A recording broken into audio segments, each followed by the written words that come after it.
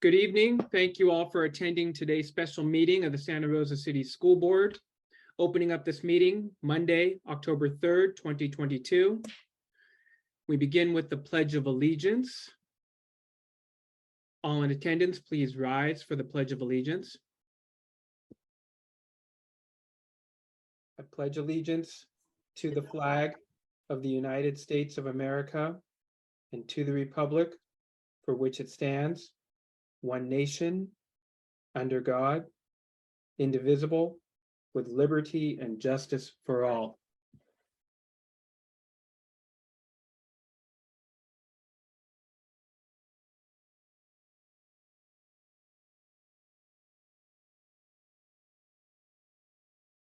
Thank you all. Again, you jumped back on, most of you, many of you jumped back on. But I do have to apologize that it is necessary to adjourn this meeting due to the teleconferencing technical difficulties and the fact that the meeting was agendized as a Zoom and in-person hybrid meeting. We are going to post this message on the website, and we will have to reschedule this meeting for another time. I do apologize. I'm opposed to adjourning, Ed. We have opposition to adjourning. Yes, we do have a position. I think it might be working now. Okay, we've lost about 50 participants in the past 50 minutes. I think we would need a motion to, well, did we even start the meeting officially? And then I think we'd need a motion to adjourn. And I'm okay with just, I don't know where I'm getting all this audio, but having the We meeting did with, start the meeting officially. The meeting was called to order for 90 plus participants. We did go through the Pledge of Allegiance. We had moved on to agenda item A2 before it was revealed that we did not have audio. but we have audio. I think we could have the meeting with audio only. I think videos are not required. Okay.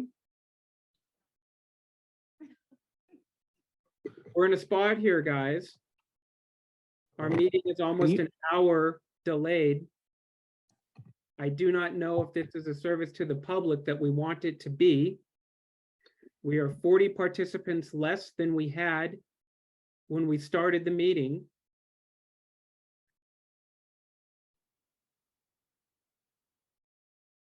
Thoughts from the board? I think we should adjourn at this point since we lost quite a bit of people. And it sounds like this is going to be a long item, and I am looking forward to having a robust conversation with the folks here. And we just lost an hour of our meeting. Other board members? I would actually, if we've got our video back, even though we lost some people, and we know we can with video and record this meeting so that people can see it after the fact, I say that we proceed. Even though it's unfortunate and we're backed up and delayed, we're here, people are ready to go. We've done our best, and I say we move forward if it has been solved. That's my thought. I ditto that. Okay. Other board members? Ditto to Coach Joe. I think we need to put up on our website, the information that people can see right across the front of the banner. I think we can do this without video, but let's record it. And we also need to respect that the people who came to give the report are here from out of town also. And let's make sure it's recorded. President Sheffield, I believe you did use the text that I shared and technically adjourn the meeting.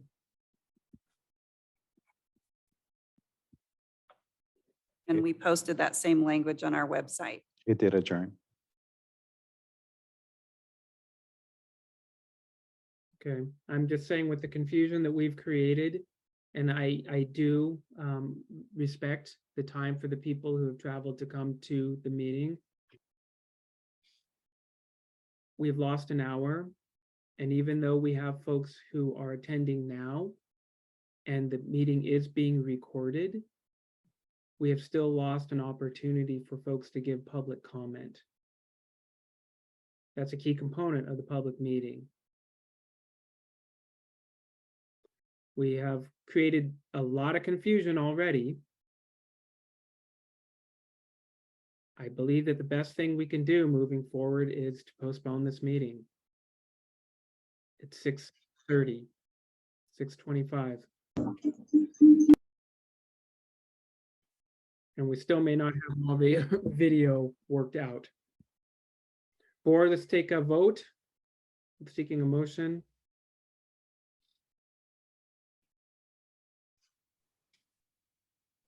So can I have a clarification that we're making a motion and considering taking a vote, but was the meeting officially adjourned? No, it can't be without a motion, right? I think Ever made a motion to adjourn. He made a motion and it's been posted online. I went online and I've been getting a lot of texts from people saying that they're looking forward to our next meeting. So I'm going with what our president had suggested. He suggested that we adjourn about 10 minutes ago, actually about 6 minutes ago. Well, I'm going to make a motion that the meeting continue, so at least we can vote and have a decision. Is there, I don't know, he has to ask. That would be a substitute motion. We need to vote on the motion on the table, which is to adjourn.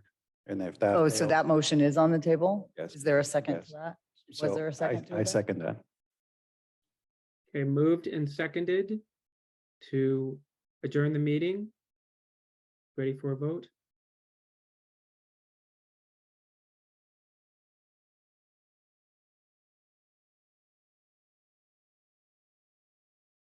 Could you please repeat who seconded? Director Flores seconded. President Sheffield made the motion, correct? Did I have that right? That's correct, but that's unauthorized. I mean, usually the chair does not make the motion, but I'm just saying, usually by the rules, usually the chair does not make the motion. So I don't think a motion to So- adjourn requires a second, does it? Let's take a vote.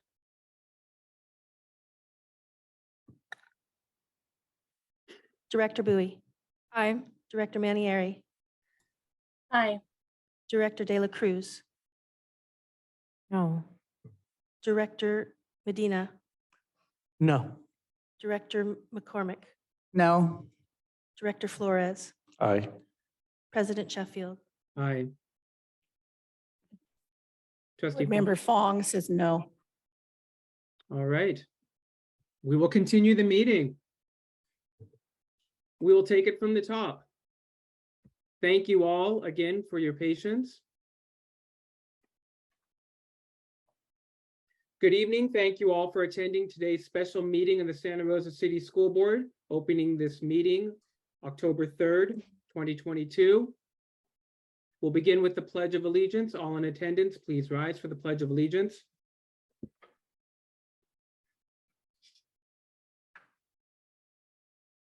I pledge allegiance to the flag of the United States of America and to the republic for which it stands, one nation, under God, indivisible, with liberty and justice for all.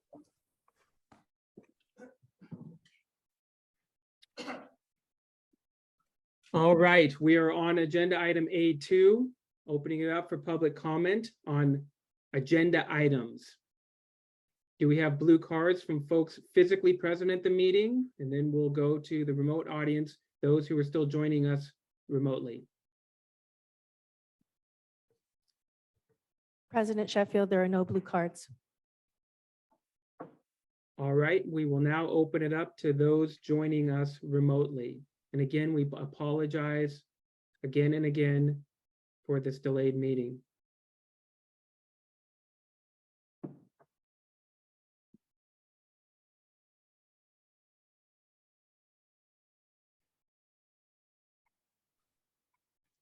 If there are any attendees in our virtual setting, please raise your hand.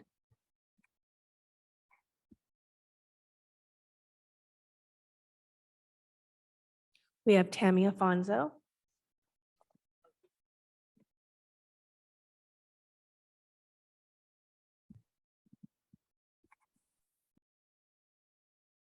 Hi, my name is Tammy Afonso, and I'm actually surprised that we're going to continue a meeting where we're asking for public comment before the board makes a decision. And a meeting that was adjourned and posted on the website is not going to continue. And how is it that we can do this when we're asking for public comment and now many people who were here left and no longer have a voice?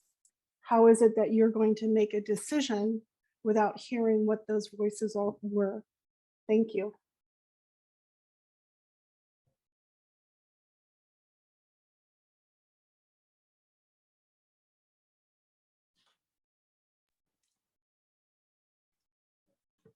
Our next speaker is Rosa Juarez.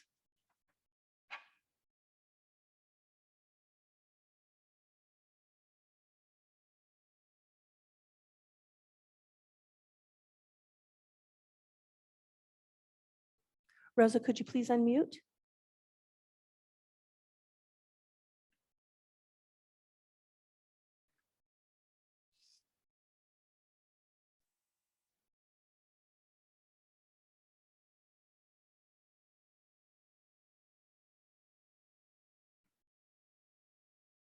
And Rosa has lowered her hand. We have no more speakers. Thank you. All right, we will come back to agenda item B, the discussion action for this evening. It's a discussion item, Santa Rosa City Schools Feasibility Study Report. A request was made from the Santa Rosa City School Board to Sonoma County Superintendent of Schools for a feasibility study regarding the potential for operating one or more unified school districts within the current boundaries of our high school district. Dr. Steve Harrington, Sonoma County Superintendent of Schools, will share the preliminary financial report from the feasibility study tonight. I turn it over to you, Dr. Harrington. Thank you very much. First of all, let me tell you who I have present with me tonight. To my left is Christy White, who is the financial consultant, CPA that did the review on behalf of her firm. Aaron Stagg, who is the legal counsel for the County Committee on School District Organization, a separate entity that would have review over this matter should it materialize. And remember, this is a study, not an operations manual or a feasibility of implementation. It's just whether or not it's a viable option. But should it be pursued by the community, then it would go to the county committee. So she will tell you the process steps that it would take. Also, I have at the table Greg Medici, who is the Deputy County Superintendent of Schools for Business and Finance, and Sarah Lampenfeld, Director of External Affairs, and Eric Whitmershouse, the Communications Director for the County Office of Education, who's assisting me. Also in the audience is I have the County Superintendent Designee, maybe, I don't know the correct term, who is Amy Carter. She's present as well, because this will be finished up on her watch, not mine. So anyway, why are we here? Because districts like Santa Rosa City Schools and most of Sonoma County have declining enrollment. We've experienced 16.2% declining enrollment since the Tubbs fire. We are the third fastest growing declining enrollment county. You are doing your due diligence as a board to review your options and whether or not you can provide an educational benefit to the students through a different configuration of schools. And we'll review that with you. You are one city school district that serves 10 school districts. And so I'd like to just make sure that the 9 feeder elementary districts know that this is the due diligence of this board to look at its options for a high school district. Partial unification in Santa Rosa. Santa Rosa City Schools elementary district already has realized some cost savings by having one joint administration and one common board for those two districts. So that in itself is, you've already taken some of the steps inadvertently when you became a city school. There's 5 city school districts in the state of California. They all share one common administration. They are usually an elementary district that is funded separately from the high school district. Some of those districts are Santa Cruz, San Rafael, Petaluma City Schools, and of course, Santa Rosa City Schools. The county superintendent's role. County superintendent basically has the financial oversight of the county and its school districts. And that role comes into place during different state statutes and requirements. And so one of the requirements is the viability of all districts. So it behooves the county board, the county superintendent, and the county board as well to make sure that all districts are financially viable. You brought this request forward to the county superintendent because you are currently under a recovery plan that you yourselves have adopted. The board has adopted a financial recovery plan, and for the past 5 years, the Santa Rosa school boards have done their due diligence and have cut $20 million out of their operating budgets over the years. And they have a very strong practice of following their financial recovery plan. One of the items under the recovery plan that came up last year was, are we viable going forward in our current configuration? So the central question being asked is, would unification enhance the instructional opportunity for all students at a similar or reduced cost to the affected districts and/or taxpayers? That's the primary purpose, and that is the state requirement you must first meet. The first hurdle you must meet is that. And so we'll look at that. The complete study, when it is done, would have an educational component. We'll look at the educational sub-program funding, which is special education, EL education, Title I education, and those components will be shared later once we understand where you want the report to go next. So unification studies are rare. I believe the last unification study in my recollection, it was in 2013. It was the city of Santa Barbara. City of Santa Barbara was like you. They had a city school system. And what they decided when LCFF came in, that they found out the high school converted to basic aid or community funded district. So why are we operating on 2 separate systems with one common administration? So they unified. They took their pre-existing boundaries and unified the districts, and they do one common LCAP and other common procedures as a one district. You don't necessarily have the same situation as Santa Barbara as becoming a basic aid high school district. But that's the last time a unification study was done, was in 2013. No one has done a unification study since 2013. West Sonoma County is a little bit ahead of you, and they're looking at the option because they're dealing with the same situation. They have about 11 feeder districts, and they're trying to operate at a cost-effective manner. So they're looking at this option as well. Let me tell you a little bit about Christy White and Associates. The study was conducted by Christy White and Associates. Ms. White's firm performs audits of school districts. The vetting process was extensive. We did first a request for qualifications. 5 firms were vetted. Of those 5 firms, we also asked those 5 firms to do a request for proposals. Reviewing the request for proposals and the extensive background of the firms, Christy White and Associates was selected. This study is being completed at the cost of the county office and not the local school district because we are aware of your financial situation and condition. So we took the burden of cost upon ourselves. Christy White and I had a discussion about neutrality. Because she does do some of the elementary districts in their audits, we made sure that nobody worked on this report had an affiliation with those elementary districts. Okay, so we did it completely. So what we did discover is taking your basic question is we found that there were 3 scenarios to look at. With 10 districts, there are multiple combinations that could have been formed. But for this study, we've narrowed the focus to 3 primary ideas that will present the following to you. We will look at what full unification of Santa Rosa High School District with all 9 feeder elementary districts will look like. We will look at something else, talking about creating 2 school districts, a Santa Rosa unified and with a common administration.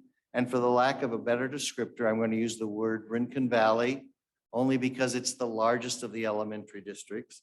And you could look at a unification.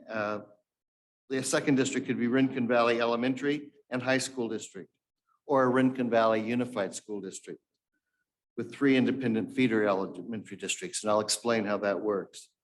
Or we could create 2 large elementary school districts within your boundaries, with Santa Rosa High School District as the primary provider for secondary education.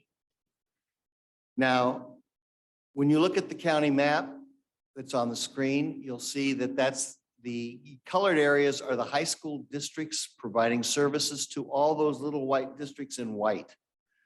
And you see there's a little white dot up there. That's a district unto itself within Horicon. That's the Kashaya School District. We have a Rancheria School District, if anyone didn't know that, of our 40 school districts. So anyway, those are the communities and those are the school districts. They all pre-exist back to 1852. Many of them were 1-room school districts at the time. They've stayed within their same configured boundaries. Some of those districts have unionized, blended together, consolidated in the 1950s because it wasn't cost effective to run 1-room schoolhouses. But most of them, we originally had 165 school districts in this county. So we have come a long way, but we've got it down to 40. We are the third. We have the 3rd greatest number of school districts in the state of California, out of all 58 counties. A glossary of key terms you're going to hear me use. You're going to hear me use the term state aid district. That is a district that lives off its property tax. The district property tax pays for all expenses, such as Healdsburg Unified School District is a basic aid unified school district, or state aid, excuse me, I got the terms mixed. That's a community funded district. A state aid district lives off the state. It gets all its money from LCFF, and LCFF is the primary funding source. Now it's a blend.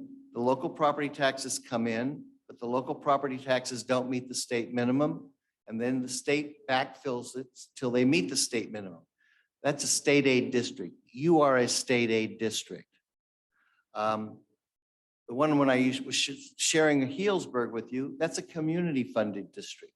The local property taxes meet or exceed the state minimum. And the district doesn't have to go to the state for any support. They are community funded. They're also, the old term used to be basic aid. You're also going to hear me use the term Thompson style unification. In 1993, Windsor Union Elementary School District pulled away from Healdsburg and created the Windsor Unified School District. That left Healdsburg sort of standing alone with a high school district, a little elementary district, and 3 or 4 other feeder elementary districts. They unified as what is known as a Thompson School District, meaning that Healdsburg Elementary and Healdsburg Union High School District became one, and it provides services to 2 feeder districts, all of which are within the Healdsburg Unified School District. That would be West Side School District, and that would be Alexander Valley School District. So that is a Thompson style unification district.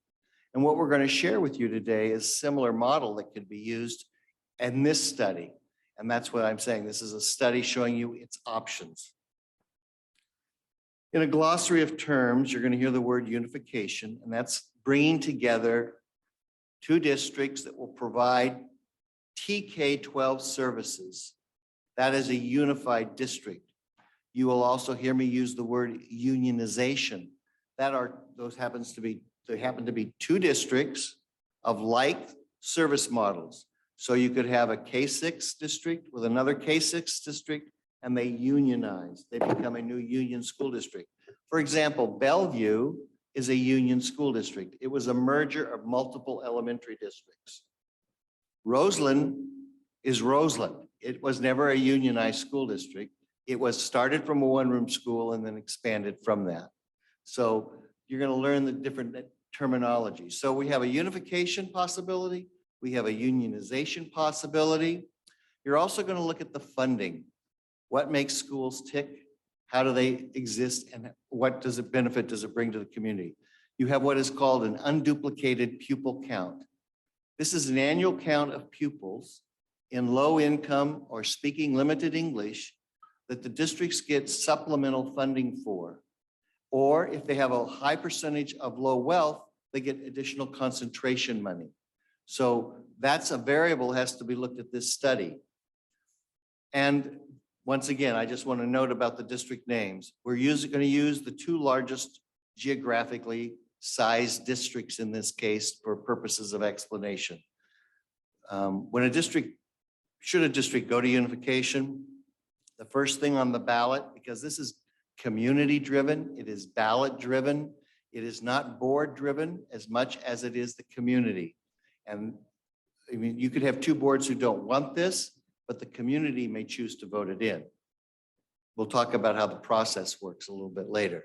But the name is identified at the time of the election. I will share an example from my old history of California public schools. We had three communities.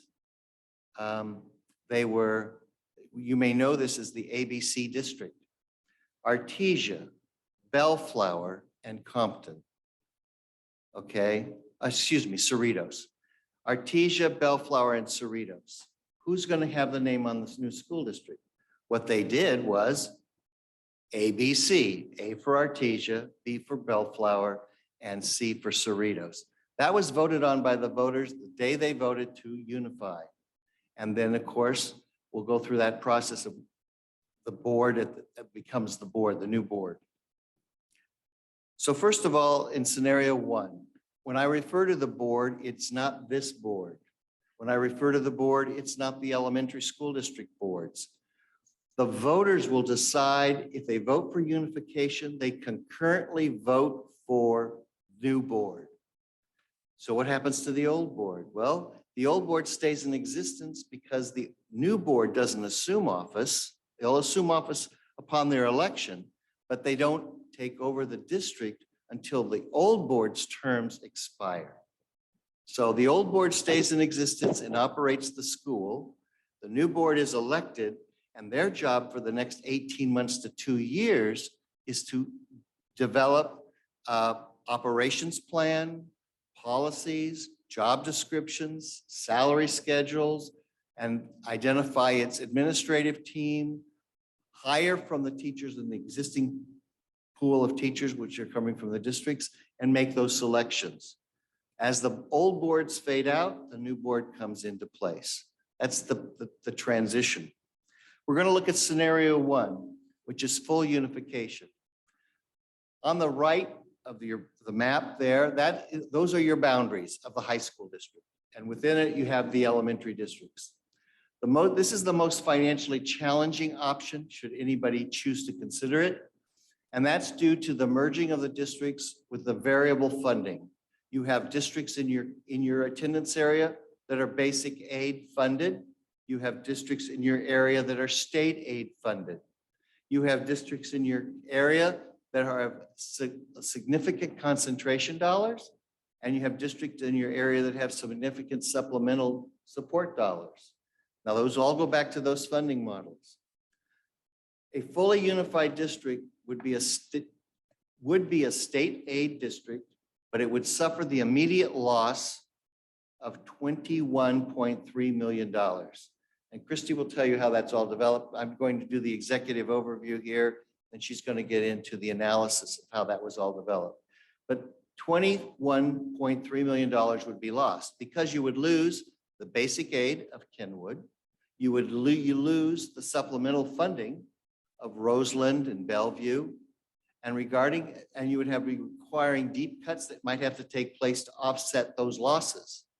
Now, there is a total net savings because of consolidation of administrative costs, but that would have to come over time.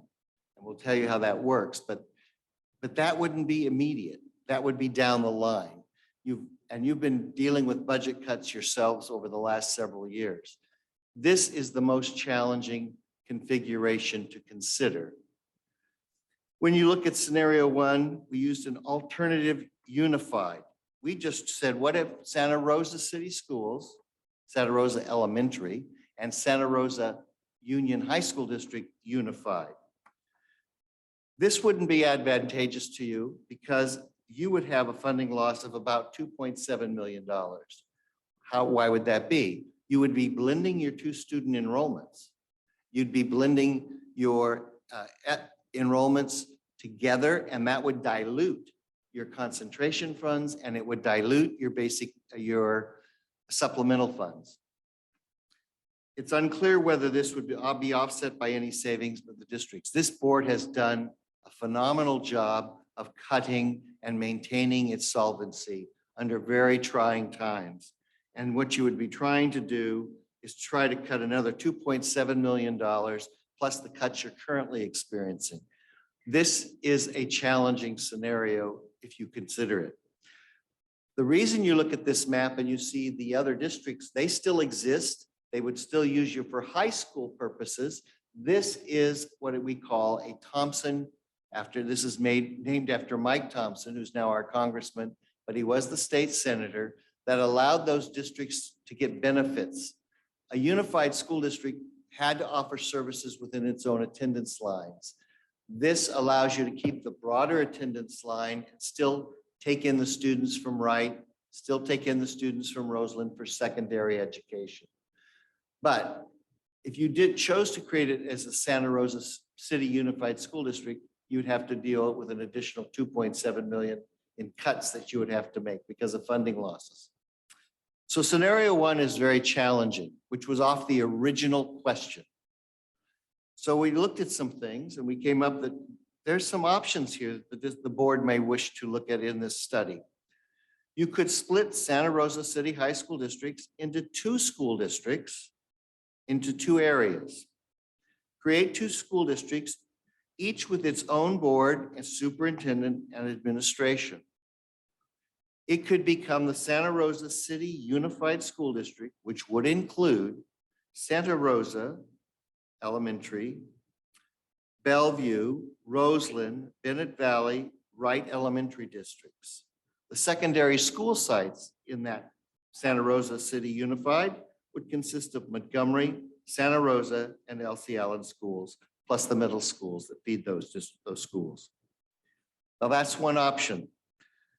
When you look at this option, we'll get into it in a little more detail, continuing on then the Rincon Valley School District. How would that work and how would that be configured?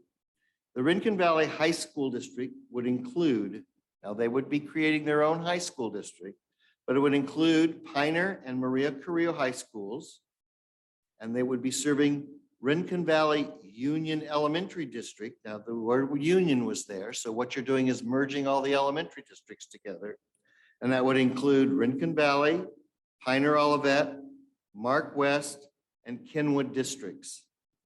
That would be the elementary feeders into Maria Carrillo and Piner. The high school and elementary districts would share one common administration, similar to what you are currently doing. So this is a replication of what you're doing now for that part of the high school district. It's not financially advantageous for two Rincon Valley districts to unify because they lose too much money in doing that. But it would be advantageous for the elementary districts to feed into this new configuration.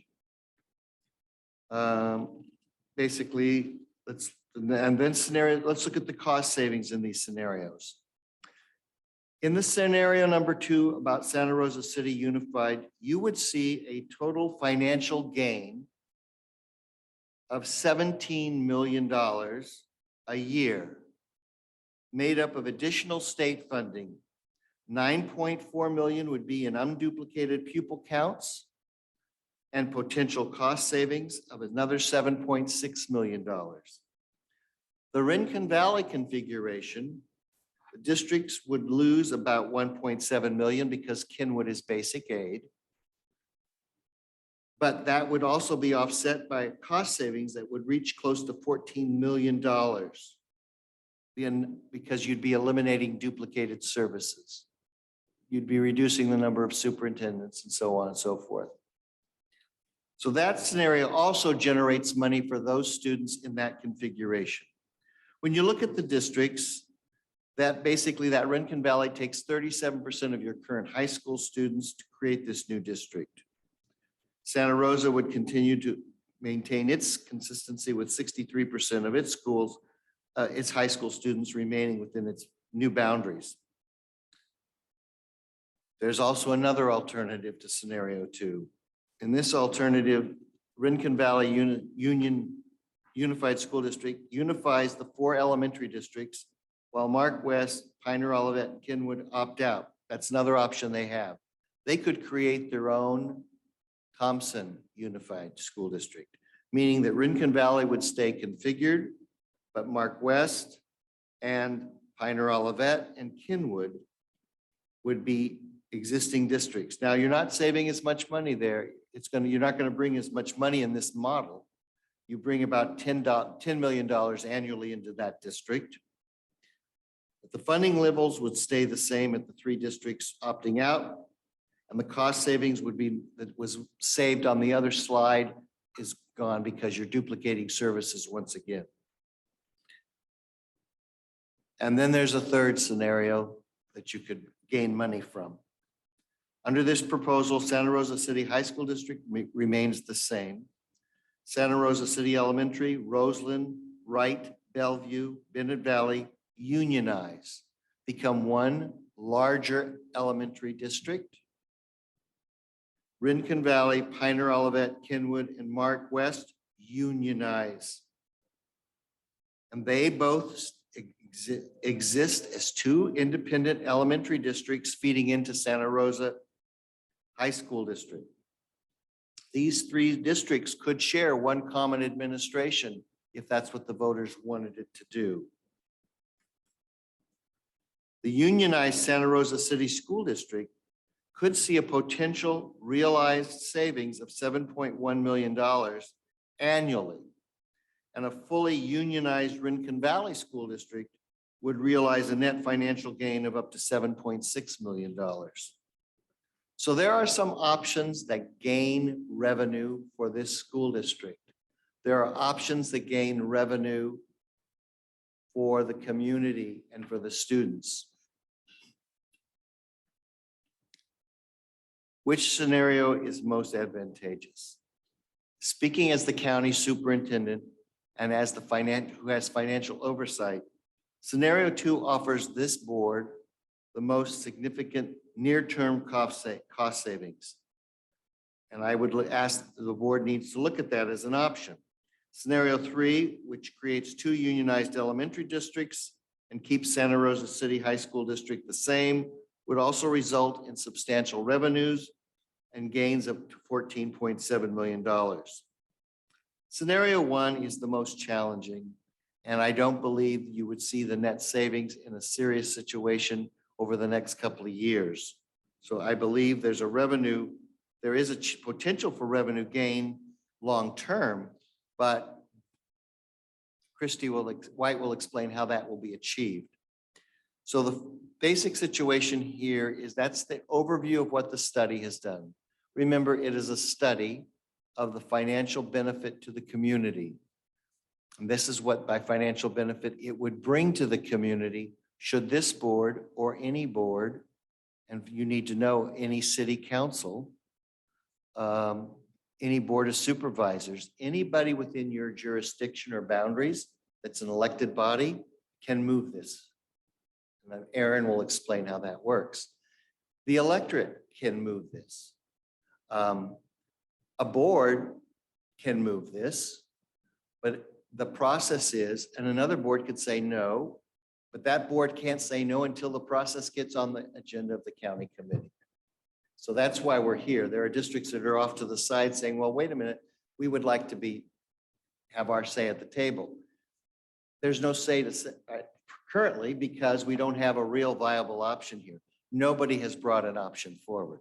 You requested a study that would say, for our community and for our students, what would be the greatest financial benefit? Once the study is complete, and there is an educational component that's complete as it relates to your other question, and I know this board may not have been the board that passed the first resolution. It's about your ability to run a special education local plan area, a SELPA. Could this new district run a SELPA? In these configurations, although we haven't done the complete work on the SELPA, you can't do harm to the pre-existing SELPA. So there's, depending on what options you want this report to be concluded on. And that is your choice. And we would hope for some direction from the board by November. That, we'd like the study completed on a scenario, whatever. And we would do that and complete the study. That is our primary purpose, is to complete the study and give you the benefit of some research and some background materials by which you must make future decisions. Because I know you are going to be faced with economic challenges in your second and third year of your budget. And my staff has told me that that's what's out there. And I'm sure you are aware of it as a board. That's why you commissioned this study. Christy, can you go over the cost savings? I have a question. So in terms of the unrestricted reserves that a lot of these districts have, how is that taken into account in terms of net gain and net loss? I'll let Christy if you let her explain, she'll tell you how the financials are collated. Okay, thank you. Yeah, actually, this does not include any of the financial reserves that you have currently. At the time of the unification or unionization, whatever reserves any of the districts have would be added together. So this focuses on the revenue side and then on the expenditure side. So I'm going to kind of go over right now about the study methodology. So in terms of data sources, I use state and local districts submitted reports. So we're talking about unaudited actuals, audit reports, attendance reports, CBEDS, which is your enrollment counts, the J90, which is salary and benefit reports, CalPADS, and tax revenues. So all of that information is out there. The Department of Ed publishes, as well as having access through the county. And I used the most current actual data. So I did not use budgeted or forecasted data. And in most cases, that was the 2020-21 year. In some cases, I did have the 21-22 year. I also did a lot of comparisons, you'll see in this report, of districts that were of a similar size and then demographic, because those two characteristics really determine the funding level for a school district. So in each of these scenarios, you will see that I looked at what the enrollment would be in that scenario, what the unduplicated pupil count is, which reflects the demographics, and then I found similar sized districts in order to compare what their budgets look like to what your budgets look like today. And that's where we find the potential for cost savings and for efficiencies by eliminating duplicated services. The other consideration was the charter schools. There's 19 charter schools in the area, and the ones that are controlled by local governing boards are included in looking at the cost side, since the boards can determine the priority of expenditures there. But the independent charter schools are not included in the study. So how was all of this data analyzed? So first I compiled data from all of the districts on finances and personnel, full-time equivalent employees, the cost, salaries, and benefits, numbers of facilities, tax revenue, enrollment, debt, and more. So a lot of data. And I also looked at kind of historical trends in terms of enrollment and ADA, as well as tax revenue collections. And then probably the most key point was to really look closely at how the local control funding formula would be recomputed.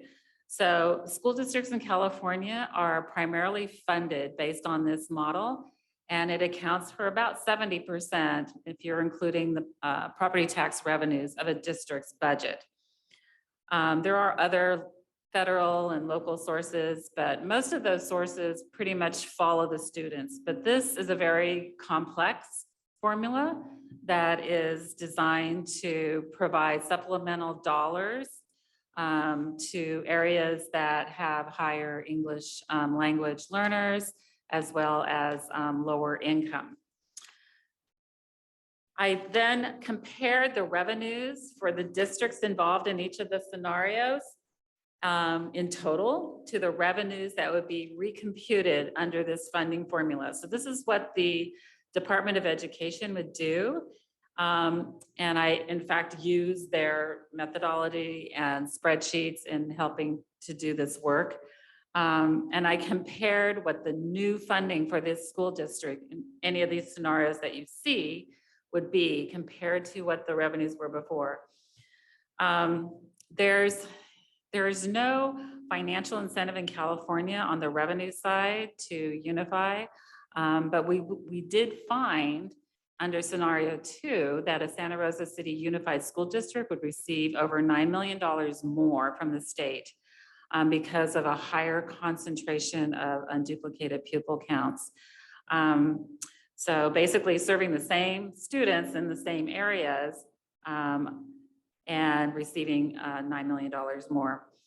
So I also then switched and looked at the expenditure side, because we know we have 9 different districts, and we have different boards and superintendents and business offices and all of that, and compared that cost profile to districts of a similar size to see how much more is being spent basically on these duplicated services, right?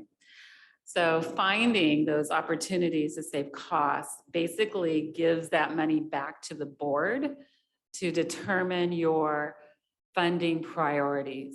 You still have the money's not being taken away, but how are you going to direct that money? So instead of paying 9 superintendents or 9 business offices or whatever it is, you have now money that you can direct towards instruction. You have money that you can direct towards other operational needs that you might have. Okay, so putting those together, the revenue piece, the expenditure piece, I came up with the net overall cost savings. So that's the opportunity that that scenario presents to you. So just a few more points about the local control funding formula, since it is so critical to this analysis.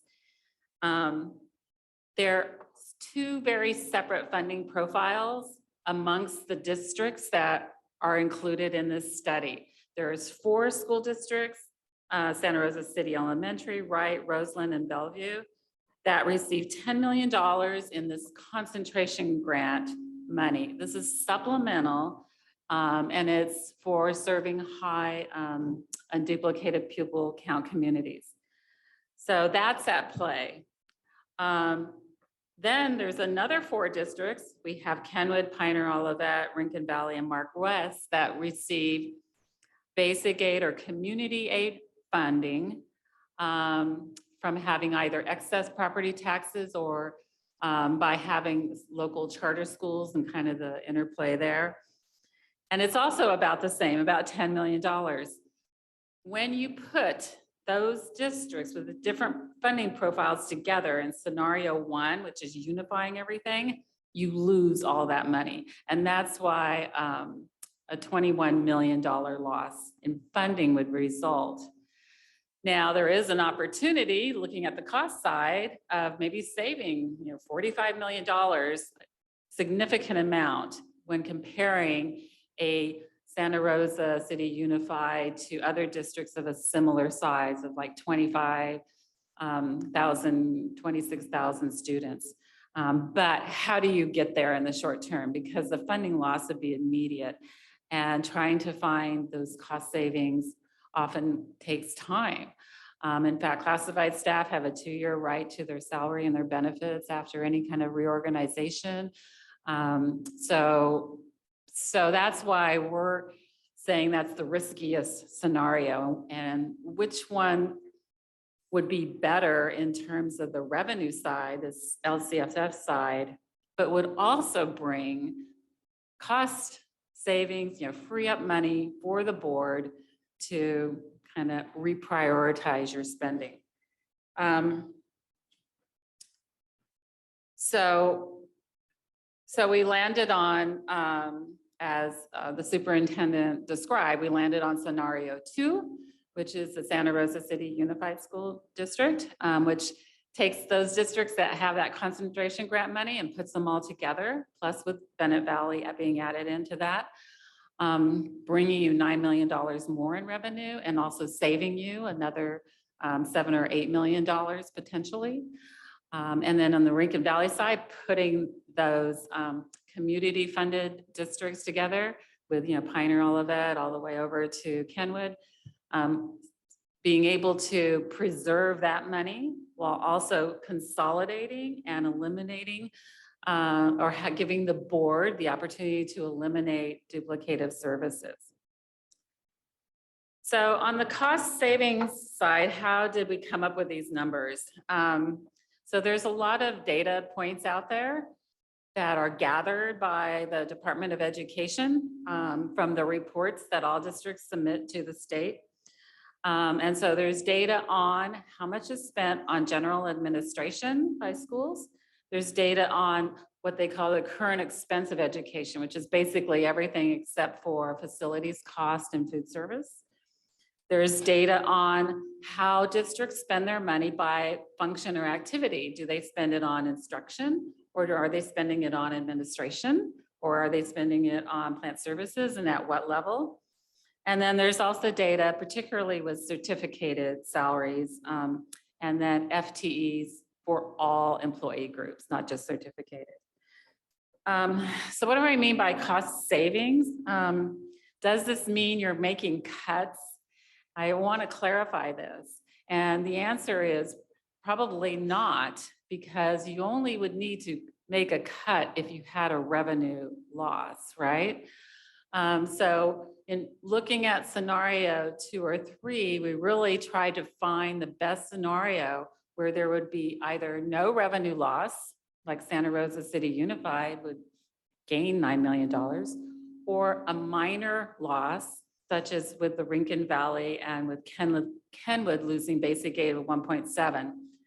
But when you then add on the potential for cost savings by eliminating these duplicated services, you end up with this net benefit.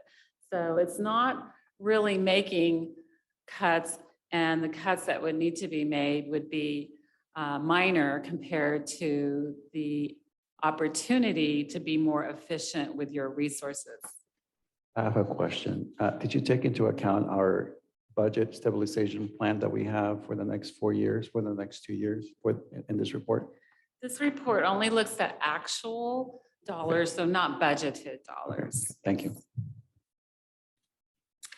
Okay, so just to recap the results of the cost saving analysis.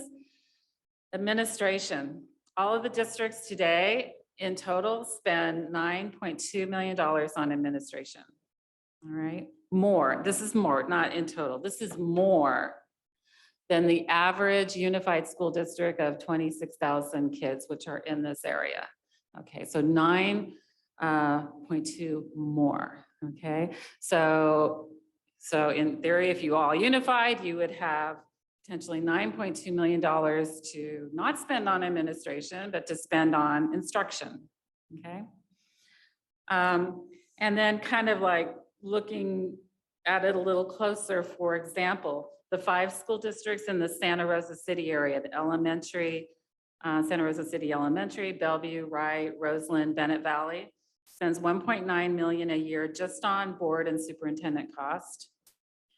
The Rincon Valley districts, Kenwood, Mark West, Rincon Valley and Pioneer Olivet spend 1.3 million annually just on board and superintendent cost. And in an average school district, that cost generally runs between 650,000 and 800,000. So you can see what we're looking at in terms of efficiencies. The cost of education in that comparison, those are kind of bigger numbers, but in all the scenarios, there was significant cost in, the millions of dollars, tens of millions in some cases, a potential cost savings. And then when looking at it by function, each of the scenarios were estimated to free up, again, these aren't cuts, freeing up money from duplicated services between 15 million and 29 million, depending on the scenario chosen. So in scenario 2 actually had the most net benefit of $29 million. And then looking at full-time equivalent comparisons, comparing all the districts together, there were 516 full-time equivalent employees more than a similar sized unified district. Mostly in certificated ranks, 343, but also in administrators, 46 more administrators, 86 more pupil services, and 41 more classified employees.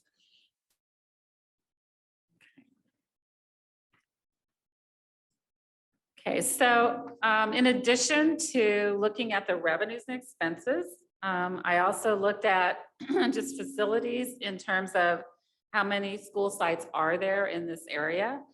And there are 50 school sites compared to an average of 32 school sites for a similar size unified district, right?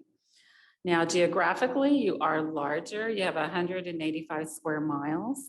And so there are some transportation challenges, maybe needs for schools to be in certain areas because of that, but you still have a higher number of school sites. I also looked at long-term debt, and all the districts combined have $850 million as of the end of last year in long-term debt. Most of that is with the state mandated pensions, 360 million. That liability doesn't go away, so unification, reorganization of any kind doesn't do anything. That follows the employees, it follows the district. And the voters' secure debt's the other big number, which, your bonded indebtedness, and there's, rules of how that flows basically on where the money has been collected and spent, and it kind of gets, reapportioned out that way. The largest unsecured, I should say, non-mandated benefit is the other post-employment benefit, which is 35 million, which cost the districts in total 1.7 million annually in their budget. Okay, back to you. Yes. So in summary, there's advantages to unification or unionization, which was the premise of the study. Do we save money? Can we save money? Can we create a benefit to our students? Was the basic motivator for the question.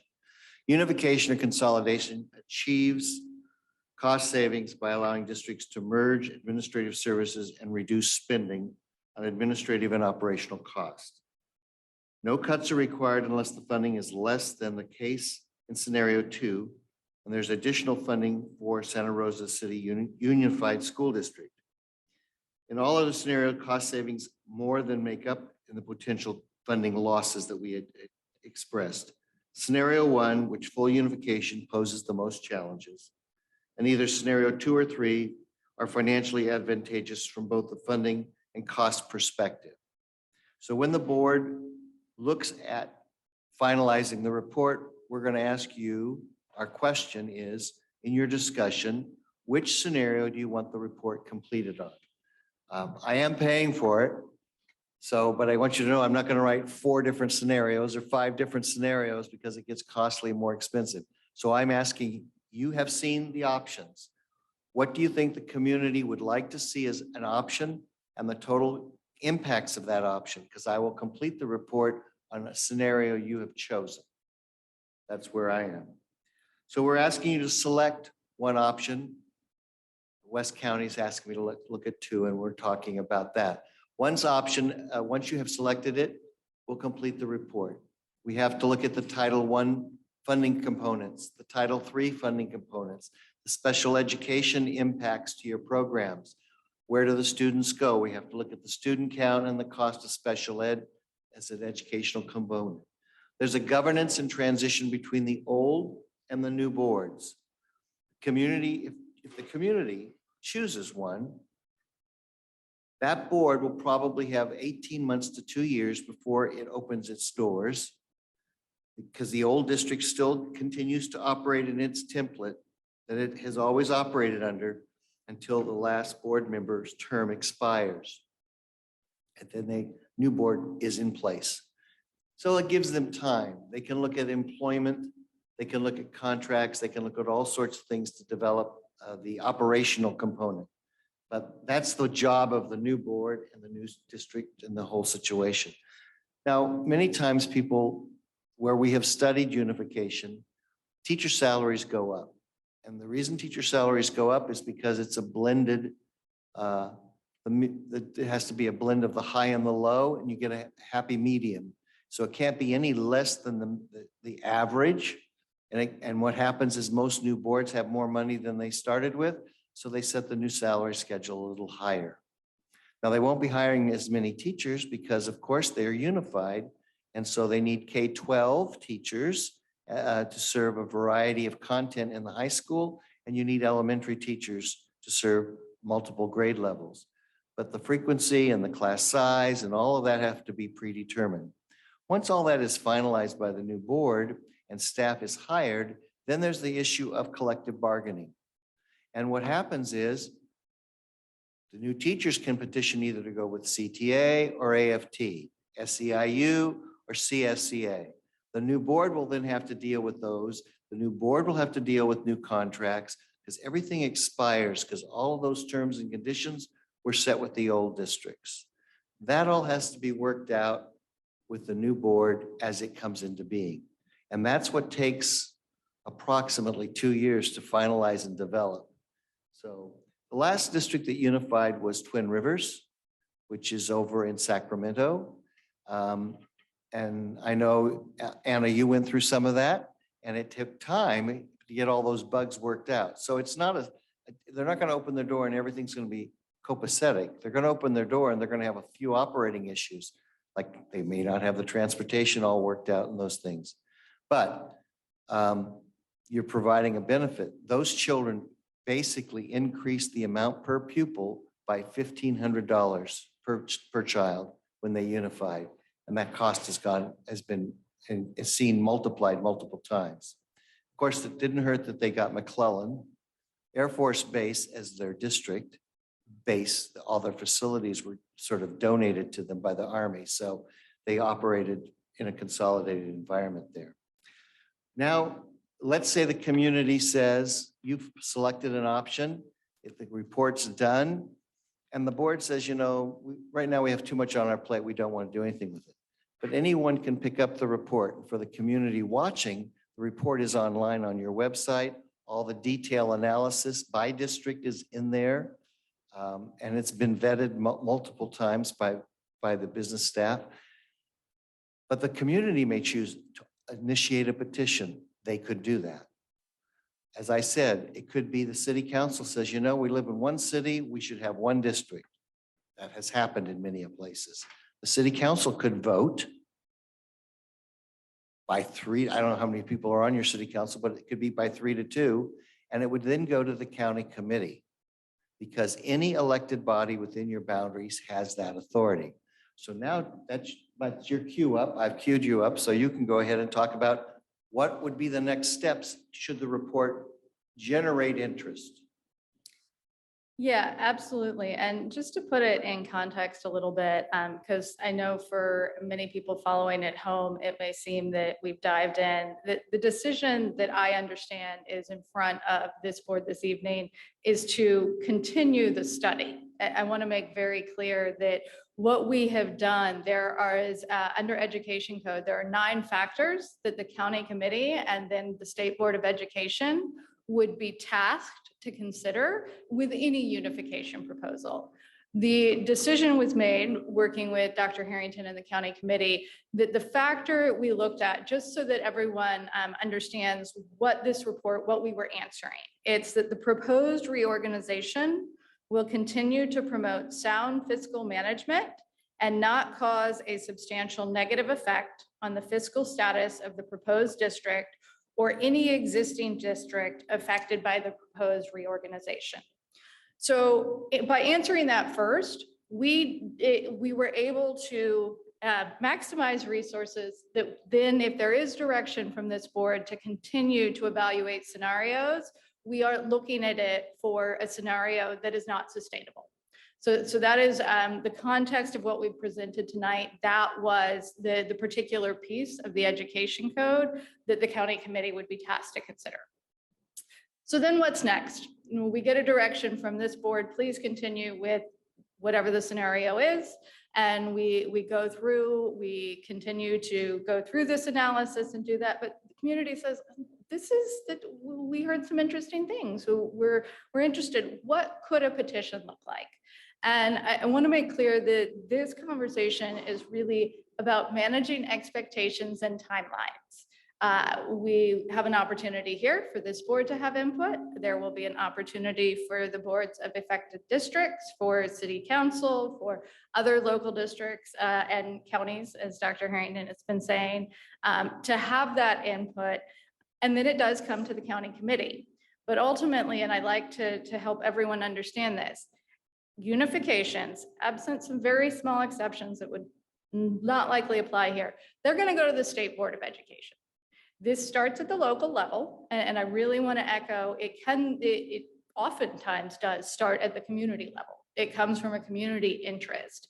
And then it works its way through to the county committee, where they then, depending on the process, and we'll talk about that briefly, make a recommendation, but then it does ultimately go to the State Board of Education. So again, I want everyone to understand this is a lengthy process. We are in this and looking at it for a while.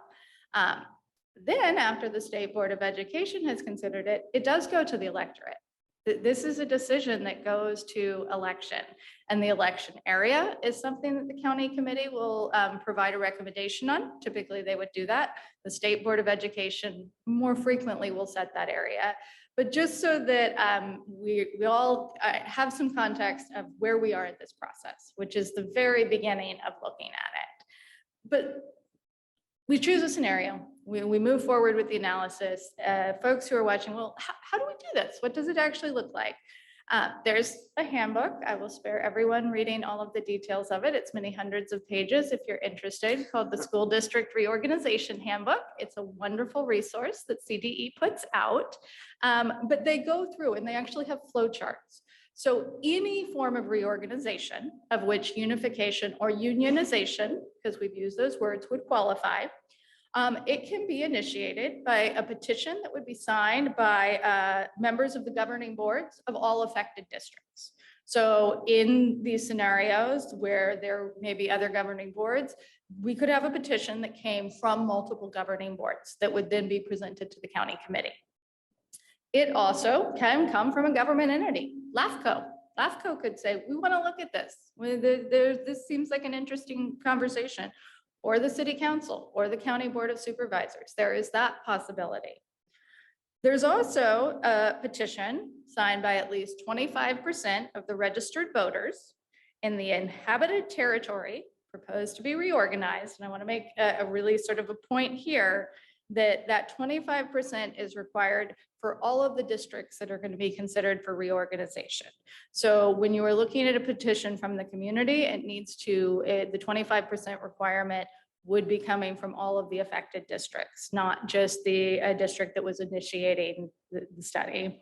And then also the county committee can make plans and recommendations. In my albeit limited experience, that typically comes at direction from the state board, when the state board will sort of call out a local area and say, you need to look at this. I have not seen many instances where the county committee would reach out, but there are all these multiple pathways that a petition would eventually get in front of the county committee for consideration. And the county committee would then be obligated to go through all of these requirements, one of which we have the study that we've looked at here. But then once they receive the petition, again, depending on how it is presented, in some instances, it's the county elections office that verifies it. In others, it would be the county superintendent. There will be public hearings. There will be multiple public hearings in the affected districts, not just one. Everyone would have an opportunity. The county committee would receive that input. There are timelines from when the petition is received. It is actually a fast turnaround to set the public hearings. I believe it's 60 days.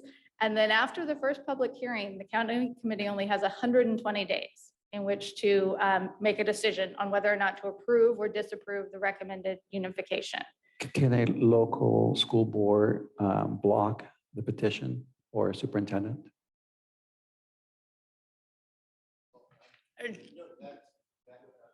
Okay. Local superintendent has no jurisdiction in this matter. That they may, as a citizen, say no. Okay. But a local board could, in their public hearing, could say no. That doesn't stop the electorate from having their due process.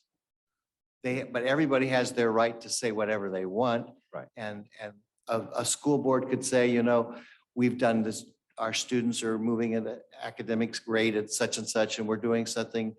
They could give all those scenarios. But if the community as a whole benefits economically, that's what the county board would, the county committee would look at. And that's certainly what the state board is looking at, providing the greatest number of resources to the greatest number of students. And that's what the electorate have to look at. Thank you. So yeah, I really just wanted to preview the process to let everyone who is here this evening and also who has stuck with us at home, thank you. Again, we all appreciate your patience and to understand that this is the beginning. There are going to be many entities involved, many acronyms, and that there are resources out there. If you haven't had an opportunity, I will echo what's been said. The report is available on the district website. And also there are many ways that this could come in front of the county committee. But the county committee understands its obligations. It's very clear there in Ed Code for people who may be interested, what the factors are, that in addition to the financial, it looks at, will the proposal result in an equitable division of property? Will it continue to promote sound education performance? There are all of these other factors that the county committee is obligated by law to consider as well.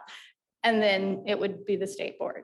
So I'm going to end there. I don't know if either one of you have anything. What I would also say is just to give you, county committee consists, when you organize as a board, one of you has been designated as the voting member to the county committee. Which one of you is that? Do you know?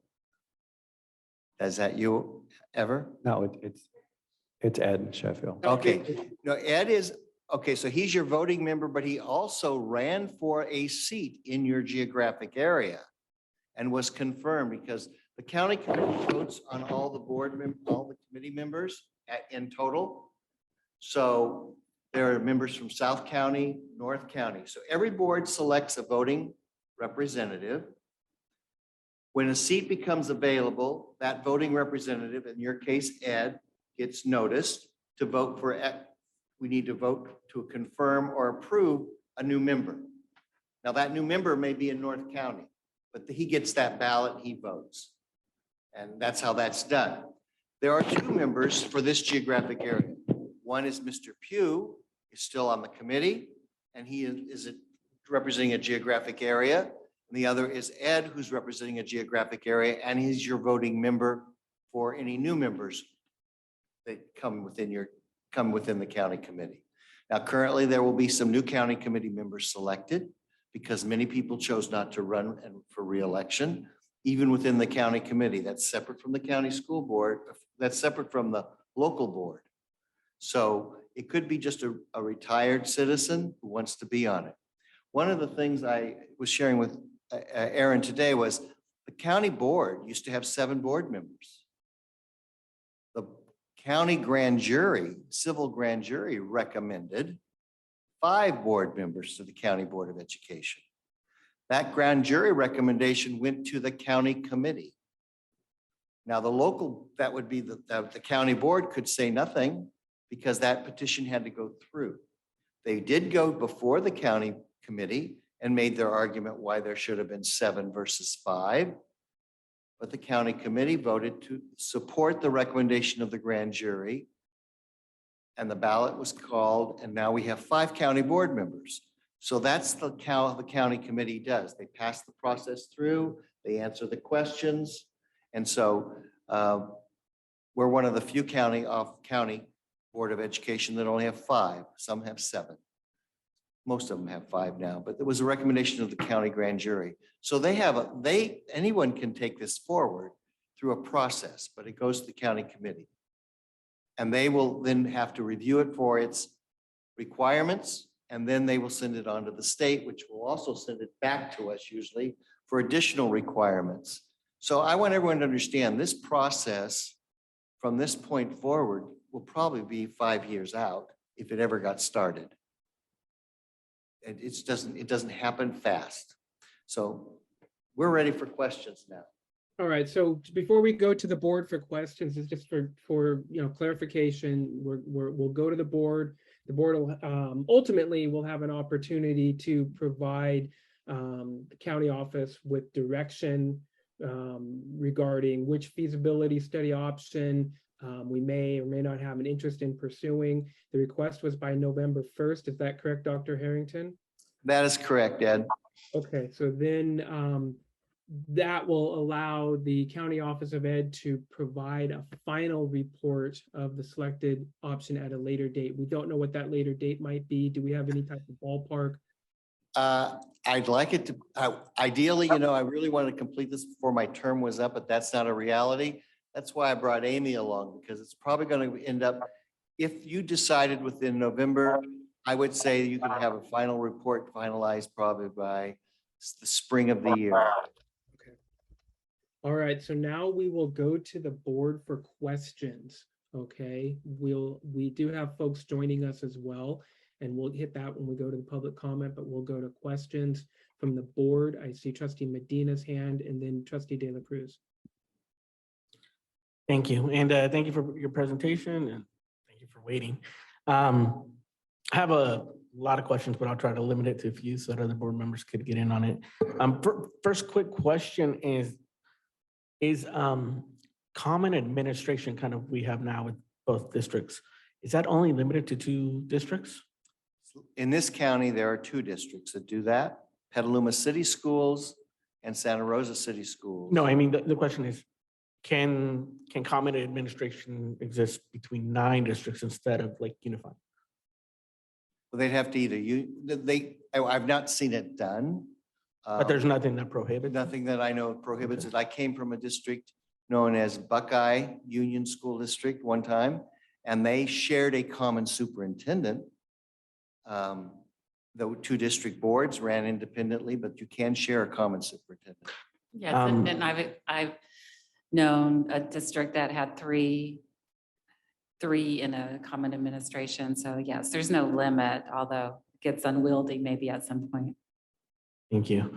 The other question on the scenario 1, the savings that, put that high risk out there. I guess I'm curious as to what takes so long. What are the components of that take a long time to show up? I wasn't quite clear on that. Right. So in your budget, when you say you mean the new board's right, budget. right. In the new board's budget, they would be looking at hiring, of course, all of the staffing. And if there's an assumption that the majority of the staff will be hired on by the new district, and in some cases that might be required because they're classified staff and they have that 2-year right. And staffing is the largest, of course, cost area. And then you also have utilities are there. You have a lot of fixed cost. How do you fit this new district into a smaller budget that's $20 million less than the sum of all of the districts previously? So you're talking about not hiring all of the staff. You're talking about increasing class sizes and other ways to increase the pupil to adult ratios and things like that. You're talking about closing schools. So those are all very kind of hard decisions. And so, but you would be, as a new board, faced with that right away because there would be this kind of fiscal cliff. And that's what scenario 1 presents. Whereas scenarios 2 and 3 don't have that funding issue, or at least it's much smaller. In terms of the scenarios, like I'm just curious, like before, like we make a decision in terms of upcoming direction, is there a way to get like a breakdown? Like, I mean, are we limited based on these 3 scenarios, or are we, like, let's say that we were looking at something that wasn't scenario 1, like looking at like maybe different maps for the other scenarios, like the data. If you want to do the studies on the other scenarios, that would be at your choice, because what we've done is expended our time and energy on these scenarios because they produce what we believe to be the greatest benefit to the community. When you want to play moving like this, what if we did this to this? The vested time that I put into this isn't there. We go beyond this. So what we've done is taken it to what I would like to think is we looked at the greatest options. The 2 people on the ends of this table looked at all the options and looked with Christy and myself to say, these are the most viable options that would exist in this district, in this community. You can play other combination pieces, but Omar, it's not going to, you know, generate a different result, a greater result than what we've looked at. And my other question revolves around tax bond measures, not existing ones, but future ones. I know that, you know, right now we've got C&G, but I think I recall there's like limitations on the amount you can ask for. And I'm wondering if in unifying as one, does that limit what the amount of bonds that can be asked for, like when you're not asking for high school and an elementary? Just curious. Well, when you're unified, you're asking for one unified bond. And you can only bond your district's debt, and you can also, which restricts you whatever your assessed valuation growth is. So as a district superintendent, you know, I've sold multiple bonds over the years. And so what I know is you can't sell all your bond. If you ran a bond and it was $100 million, you're not going to be able to sell the $100 million right after that.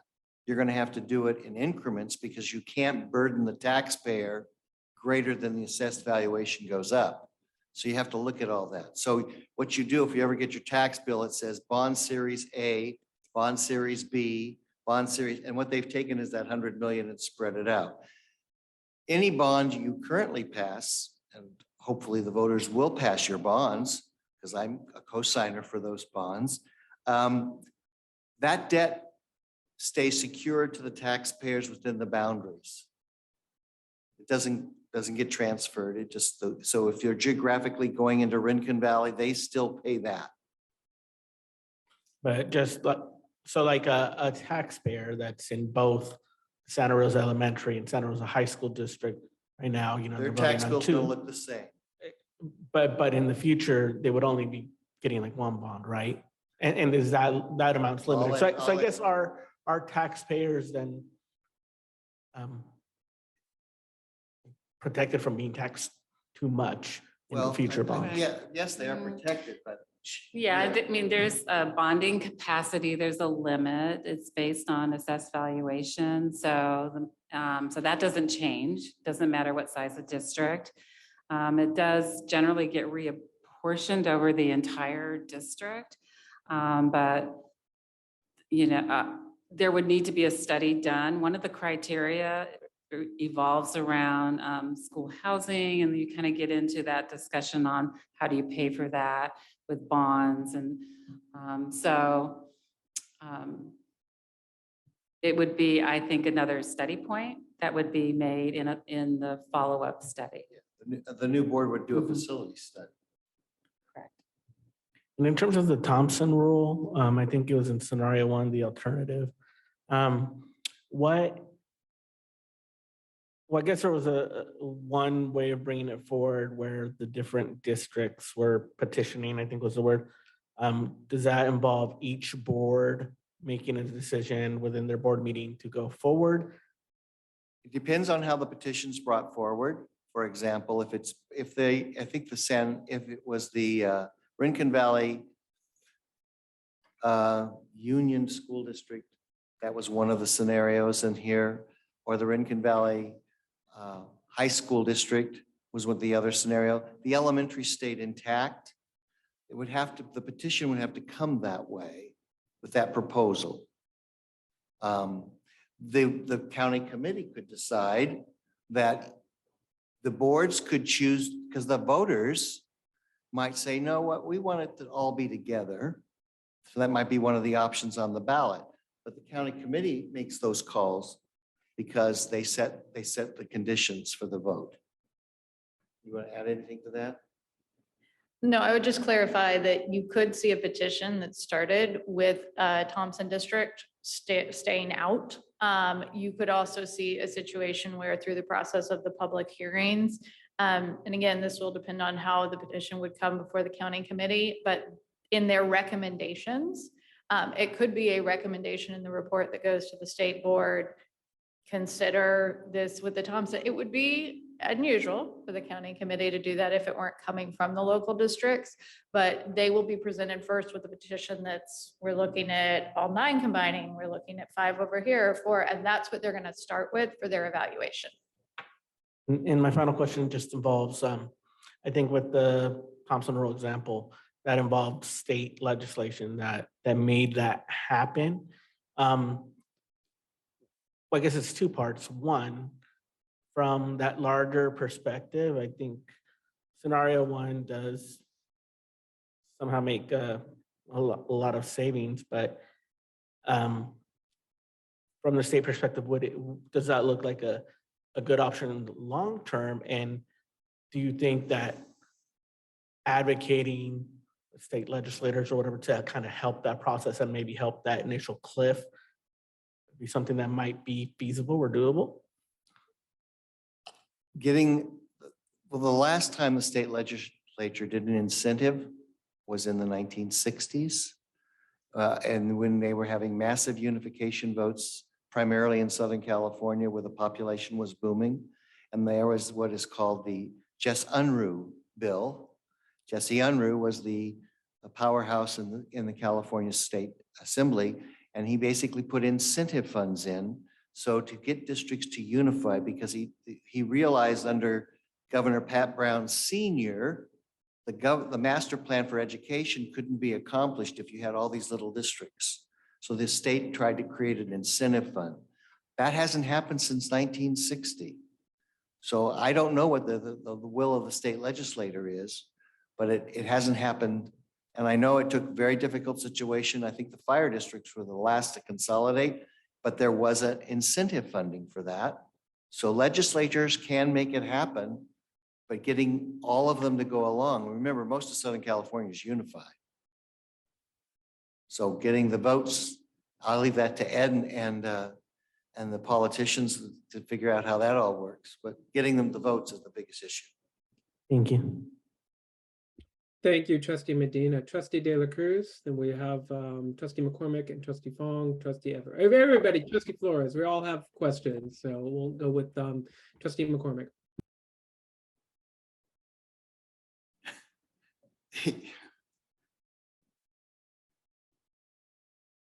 Right. First of all, thank you so much. Thanks for hanging with us and thank you for the report that you've put together so far. I have, first of all, I just have a question to the room. I just want to clarify how we as a board tonight go about providing the direction that you're asking for, because this is listed as a discussion item, not an action item.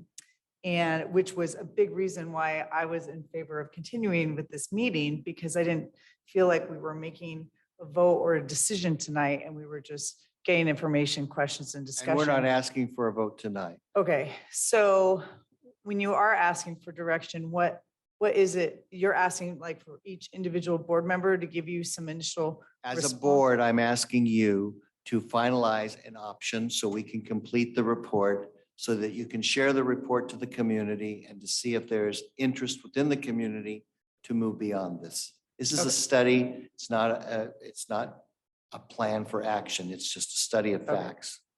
Okay, so I think we're still in questions phase, so I think we'll wait until we kind of go through the questions and then maybe come back around. And you see need to where hear people from are your at. community, and that Yeah. hasn't happened. You need. Right, and I definitely want to hear from our community and our surrounding districts on this. And then I just also want to clarify that it is scenario 3 that is the one that has keeping all the high schools in one district and then unifying all the elementary schools. into two. Unionizing. Unionizing, sorry, not unifying. That's tricky too. I feel like we need some clarification, because on the first like 20 minutes, I was thinking unions and instead of like When you union. see a school district's Right. name out there and it's Bellevue Union School District, Right. it's because 2 or more of the similar size configurations came together. Yes. Okay, so it is scenario 3 that has the high school district that stays together, and then we're gonna have 2 elementary. Unionized elementary Okay, districts. all right. So I just want to make sure of that. And then I was wondering, because I was kind of looking for it as we were going through, and I really appreciate your slides in this preliminary presentation. Is there a slide, or was there a slide that kind of was like scenario 1, scenario 2, scenario 3? Do we have something like that? It You kind can of- see it up there. We don't have it. It's not in the slide, but it is It's in in the the- report. Okay, So, so I'm finding the separate pages. right, if you look on page 6 of the executive Okay, great. summary, there's a table there. It's a couple places in the report, but that's the Okay. first place you'll see it, It is in the tables, I think. In the back. right? Well, just real quick, I'm not sure everybody, especially those online virtually with us right now. Could you just really quick, or maybe just flip through the presentation again and give us the number breakdowns between scenario 2 and scenario 3, as far as potential costs? Right. um, So savings and- scenario 2 would create a Santa Rosa unified out of Santa Rosa City, Roseland, Bellevue, Bennett Valley, and Wright. And there would be an estimated net positive fiscal gain of 17 million. And then on the Rincon Valley, Kenwood, Mark West, Pioneer Olivet side, there would be a net positive gain estimated at 12.1 million. So overall, this scenario could bring over 29 million into all of these districts, or these 2 district areas. And then scenario 3, which is what you just described, keeping the high school district intact and then just unionizing the Santa Rosa area and the Rincon Valley area. Each of those unionized districts would benefit by an estimated 7 million or more, for a total area wide of 14.7 million. So a little less opportunity. And the the real difference is that is the funding on the revenue side, because under scenario 2 of the Santa Rosa City Unified, you would get over $9 million more in concentration grant money. So that's the real difference between those two. Okay, thank you. I think those are my questions for now. All right, I'm going back to Trustee De La Cruz. I am sorry. You moved too quickly and lowered your hand as I was looking on the screen. I thought, did I miss something? And I did. I apologize. Trustee De La Cruz. I'm speedy. Come on, President Sheffield. Thank you so much for your excellent work and for this great and clear presentation. Madam Counsel, you listed a set of kind of criteria that is used on the back end of a decision to essentially, right, judge the, I don't know, the sanctity, the clarity, like the goodness of the decision at the end. Can you direct me to where I can find that? Yeah, absolutely. So the county committee and the State Board of Education may not approve a reorganization unless the factors in Education Code Section 35753. And that includes things like the number of pupils enrolled. It talks about substantial community identity. So it's some of these other factors. As we previewed, this was really looking at the factor regarding sound fiscal management, but that is in the education code. And then that delightful handbook that I described in many hundreds of pages does also break that down, and that's available on the CDE website. Thank you so much. My second question is, so am I to understand that the reason why scenario 2 generates the most revenue is this essentially this concentration of low-income students of color who are also English language learners? Is that what generates that revenue? It's based on low income, so free and reduced meal eligibility, as well as English language learners. It's unduplicated, so one student, even if they qualify on both, wouldn't be counted twice. So the way currently the districts, Santa Rosa City Elementary, Bellevue, Wright, Roseland, they're all eligible for this funding as elementary school districts. The difference, and this is where the 9 million comes in, is that the high school is not eligible. So the high school kids in these areas are not getting extra money, even though they still meet this qualification because of the way the formula works.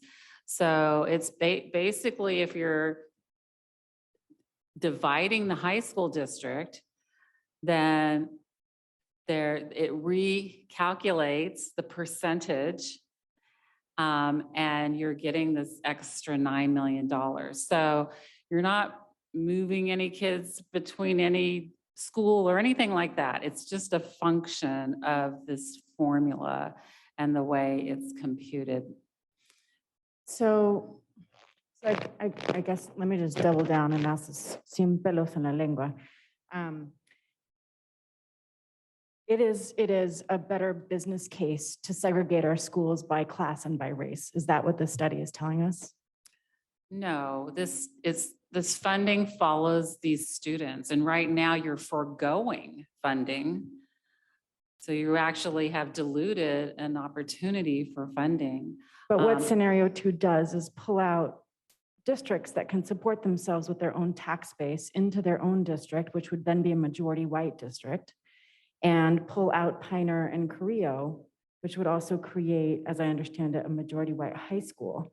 And then the Santa Rosa district under that scenario 2 would be majority students of color at both increased numbers at the elementary school level and kind of maintaining at the high school level. Is that? Yeah. There's another criteria that has to be evaluated in a follow-on study, and it's around race and ethnicity.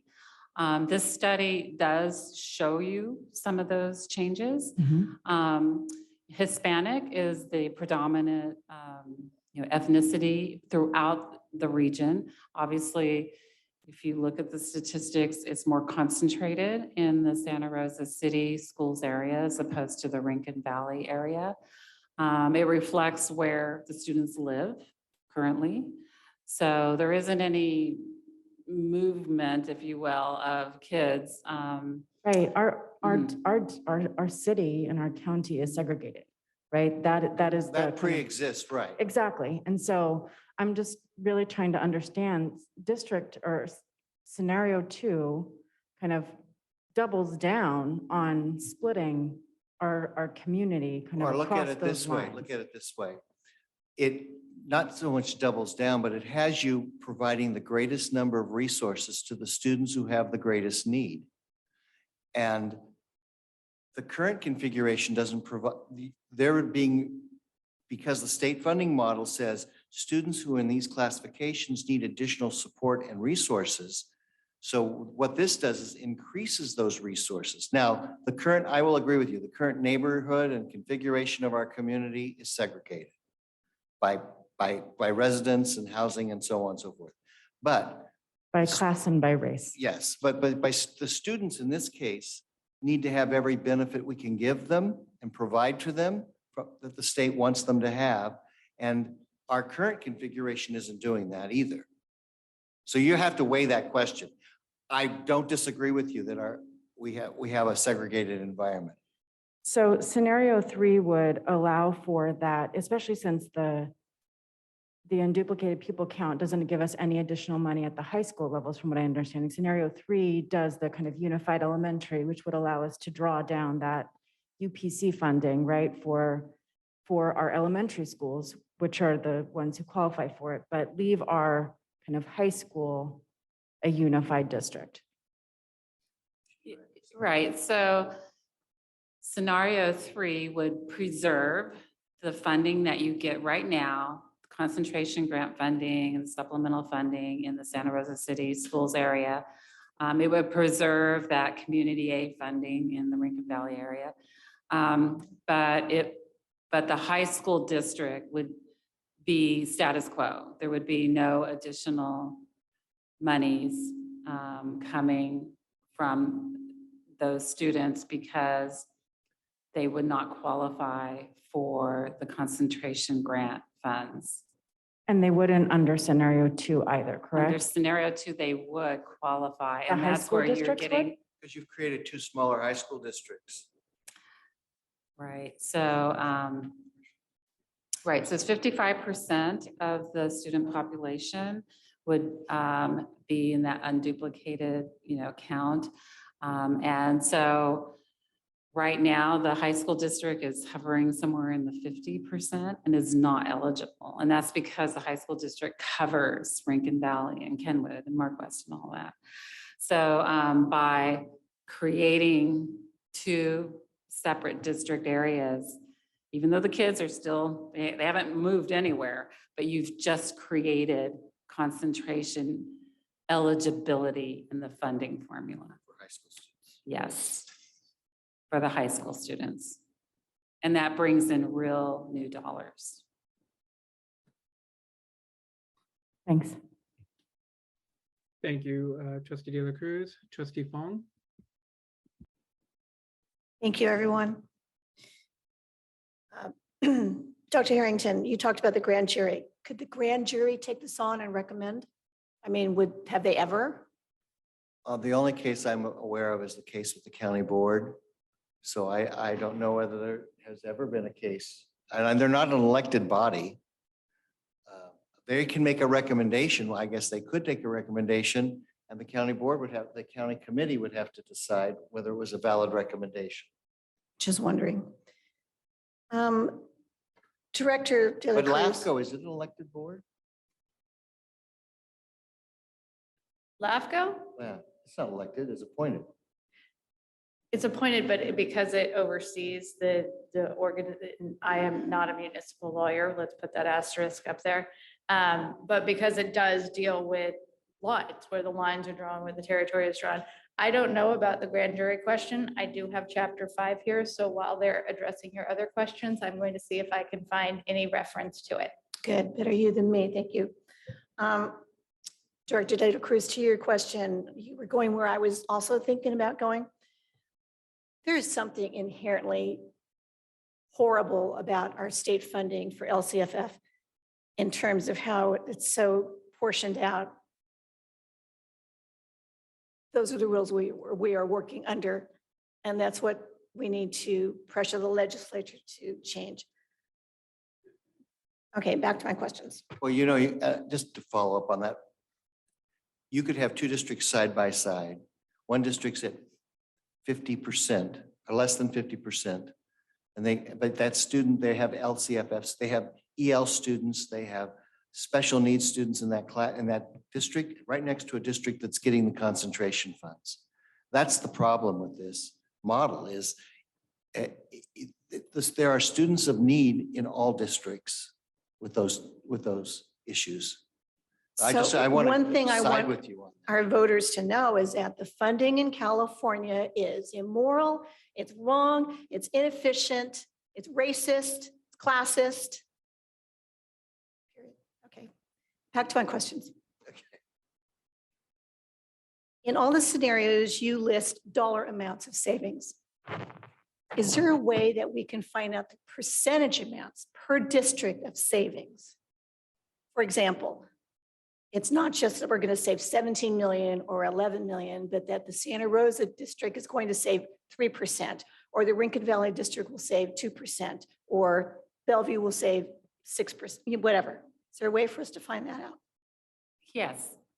Yes. Okay, that would be important. Yeah, and I mean, I'm happy to provide it. It's an easy number to compare to, and I think, yes, it would be relevant to your decision.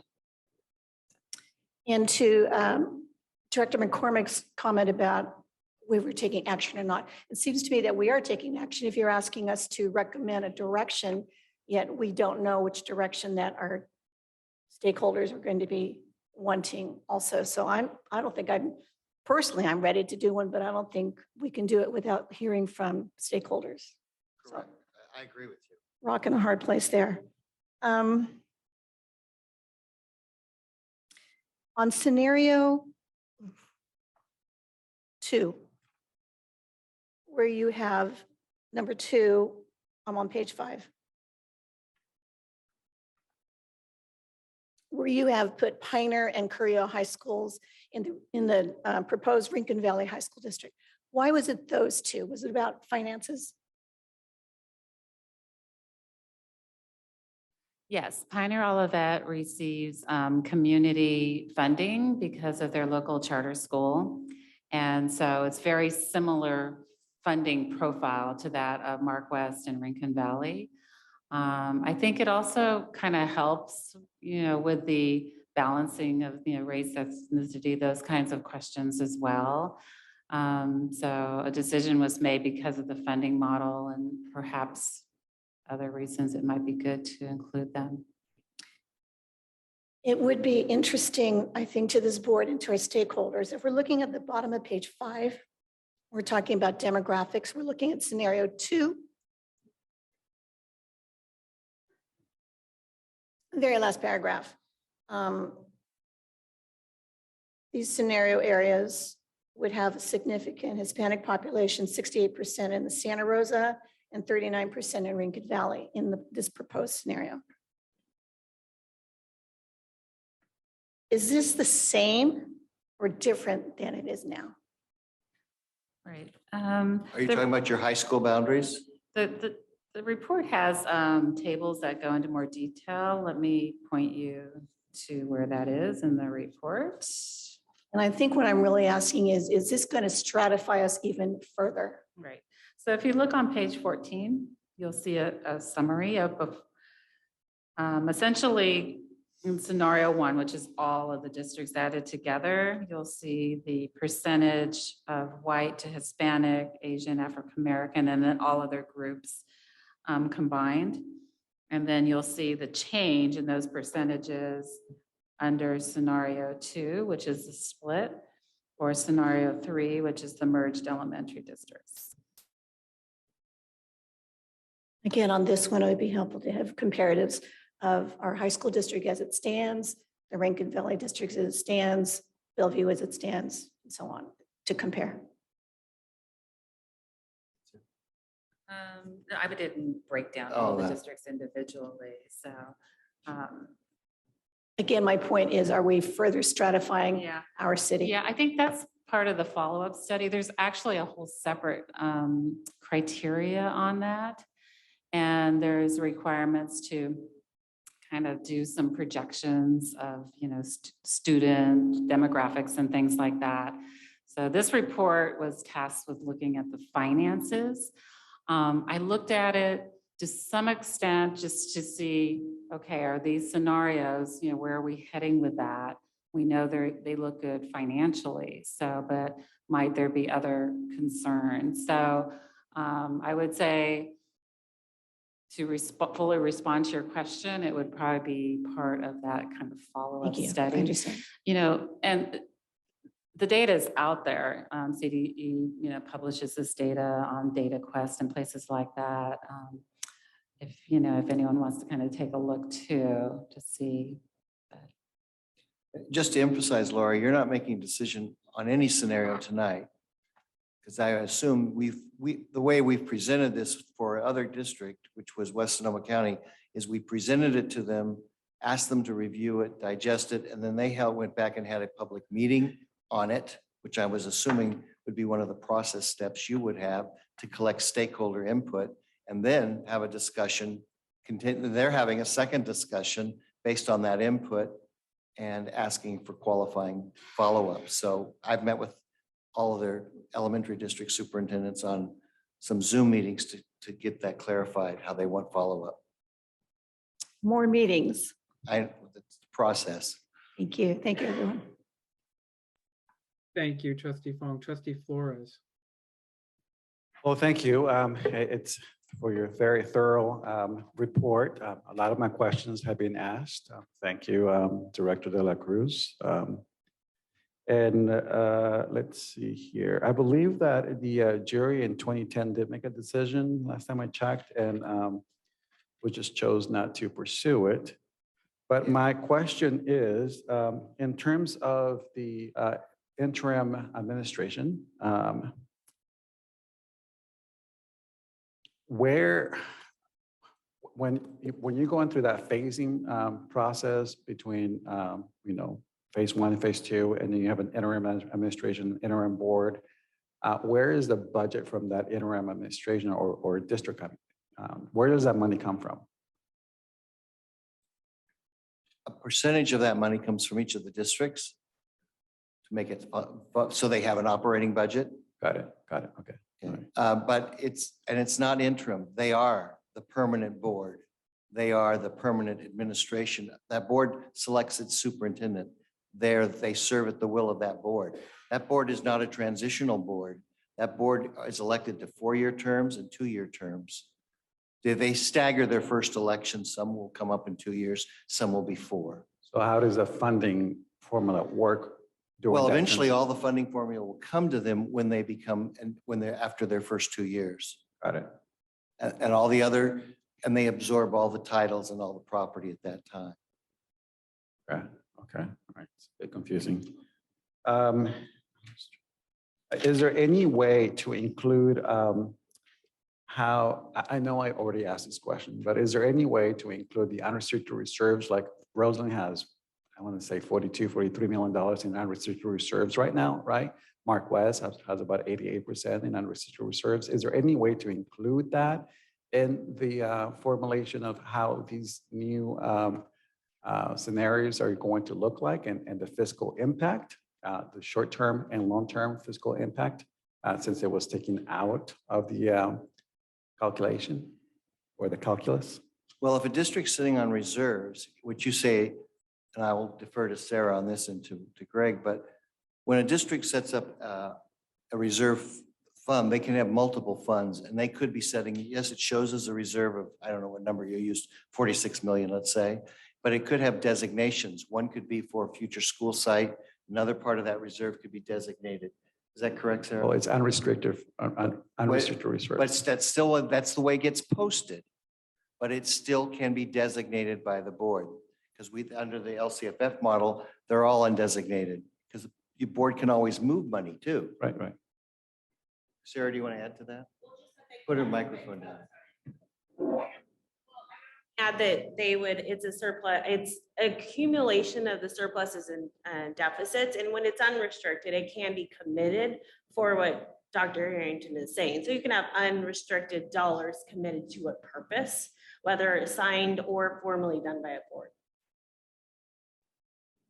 And I think that often gets confused when people get into labor negotiations, because there's money committed for district projects. You probably have a project or two on your budget that way, but it could be, but they're still unrestricted funds, but they're committed.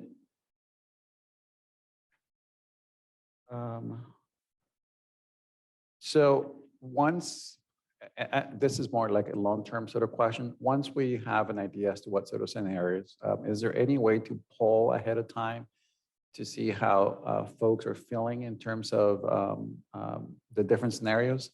Or is everything done through a public hearing? You can't pull anybody. You're talking about the citizenry. Right. I would say you could use your parents' square if you wanted to, but of course, there's no scientific control over that. Right. Yeah, there's multiple means by which you as a district could choose to get input. And of course, collecting input without someone not having read the report is probably, you're going to get very skewed results, because you really, this group knows I've read this report 2 or 3 times to make sure I understand it, because I've had some difficulty with it myself. So it's just a very detailed process, I would tell you. But I agree, you're going to have to collect input, and you're going to have to get a sense of the community. But remember this, you're dealing with a constituent group that has children in schools. 70% of the electorate do not have children in schools. Right. So that group needs to be collected input as well, because those are stakeholders that are voting for your bonds. Those are stakeholders that are taxpayers who want the maximum use of dollars. So that's something that has to be considered. And lastly, are we allowed to commission our own study, or are we required to go through SCO? This is just out of curiosity. The reason we did the study was upon your request, because you didn't have the resources at the time designated for the study.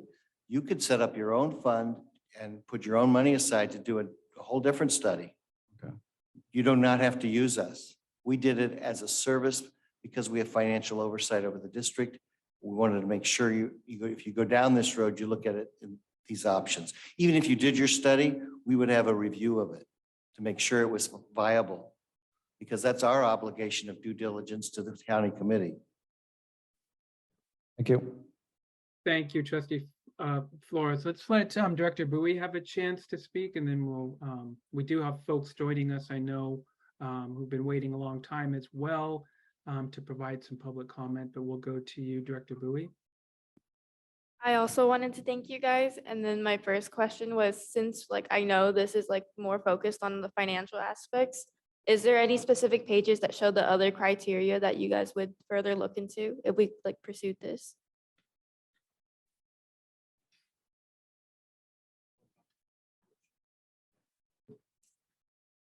The specific criteria that the county committee would be tasked with, I don't know that it was included in this report. I have not read it quite as in-depth as Dr. Harrington, but it's spelled out in the education code. I don't know, other than addressing some of the initial review of the demographics of the proposed districts, that anything other than that financial piece was considered. But it would be available in the education code section, the one that I had shared previously, but I don't know that we included it. No, it's not included in here, but it's easy to provide if you wanted a copy. I've heard you would like provided as the percentages, the dollars to percentages, and we can provide you the criteria for the county committee. Thank you. Thank you, Director Bowie. Trustee Medina, and then we're going to go to public comment.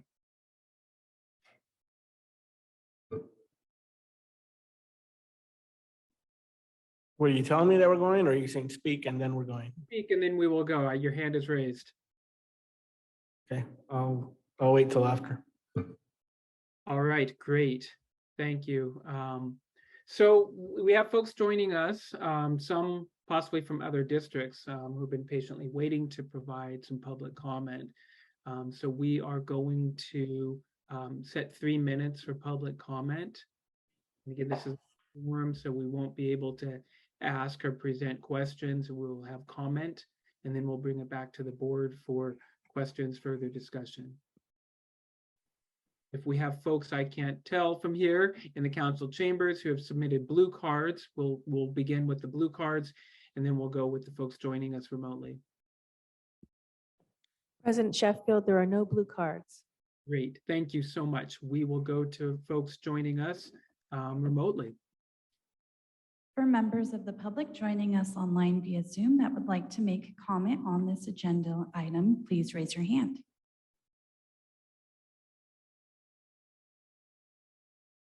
Deborah Martin, you have 3 minutes.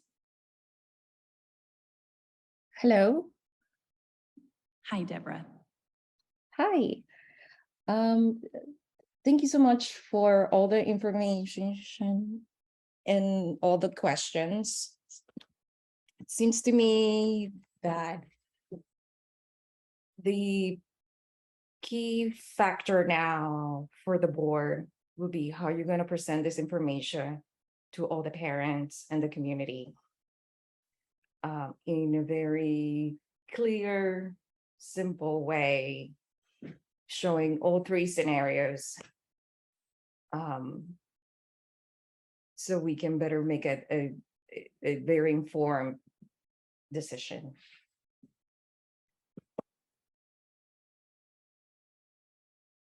Personally, I do not see how the scenarios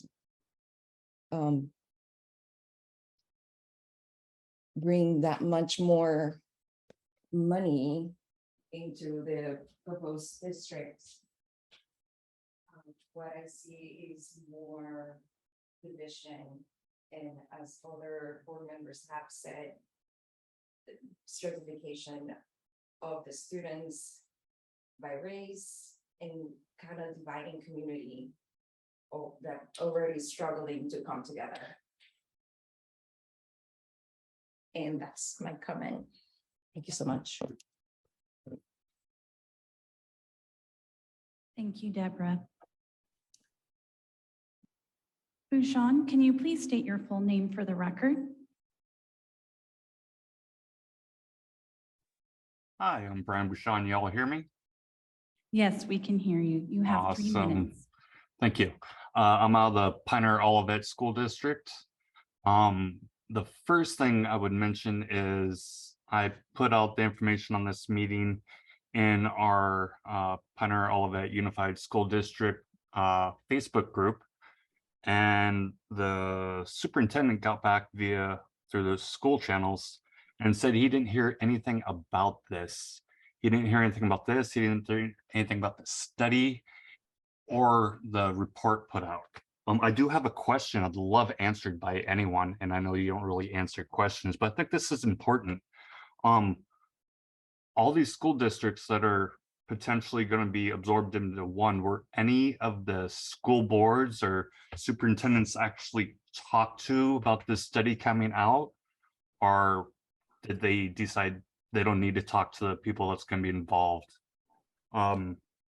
As far as me personally, I think it looks very feasible. It looks like you're kind of pushing the second scenario, which makes sense. I know at our school, we actually removed one of our kids from the district, and our other student decided to stay and join the student council, hoping to change it from within. So we let him. We have no library, and we haven't had a library in a couple years now. They're trying to get rid of the music program, but we got together and we were able to save that, but we don't have PE. We've had some cuts to teachers. We have teachers teaching 2 grades at the same time in the same class. A kindergarten and 1st grade should not be taught at the same time in the same class. 5th grade and 6th grade shouldn't be taught at the same time in the same class. That means if my son, who isn't actually in one of these, but his friend is in the class, his section's only getting half the time at school every single day. So I like this idea. I don't like the fact that our superintendent said he heard nothing about this, and I don't think that's very transparent of whoever decided to put this out. If anyone can answer at all, if they did or did not inform the superintendents, I'd be really grateful. And I hope you guys have a good night and get some good sleep. Thank you. I can answer that question. I did notice the superintendents through an email communication and invited them to observe this meeting. I don't know whether or not your superintendent opened up my email, but I will also let you know that that communication was conveyed. Now, collecting of information for the data is all public information. This is a financial analysis. Should it ever materialize, then there will be public hearings in each of the districts conducted by the county committee. So we're in the process steps of collecting information based on the data reports that we have. But the districts knew about this 2 years ago, approximately, when the resolution was passed by the board. It was in the newspapers. And the newspaper did do a story on this one and the one in West Sonoma County. So it has been made public, but we're not gathering input at this time. We're just gathering the financial viability information. Thank you. President Sheffield, can you remind us that we do not answer questions at this moment unless the board asks those questions of the panel? Thank you. We just reminded folks. Thank you, Trustee Flores. I think privilege of the chair, will give an answer. That was, I think, an appropriate response to the question. That might have been a question that many were waiting for, but again, we'll go just for public comment right now without responses. Thank you, Trustee Flores. Okay. Andrea Correa, you have 3 minutes. I am so sorry. I did not mean to raise my hand. My apologies. No worries. Thank you. There are no more hands raised at this time. Thank you, and thanks for those who commented. We are going to bring it back to the board for questions, discussion. Before Trustee Medina, I have a question. I'll get a chance to ask a question as well, and I'm just wondering, how other districts, Santa Barbara, Twin Rivers, I know it's still early in the process with West County, but how they went about seeking input from the stakeholders, the greater school community. Is there a guide to decision-making of best practices? Maybe there's something CSBA can help guide us through. We definitely want to use, and that's what this board, we definitely value public input.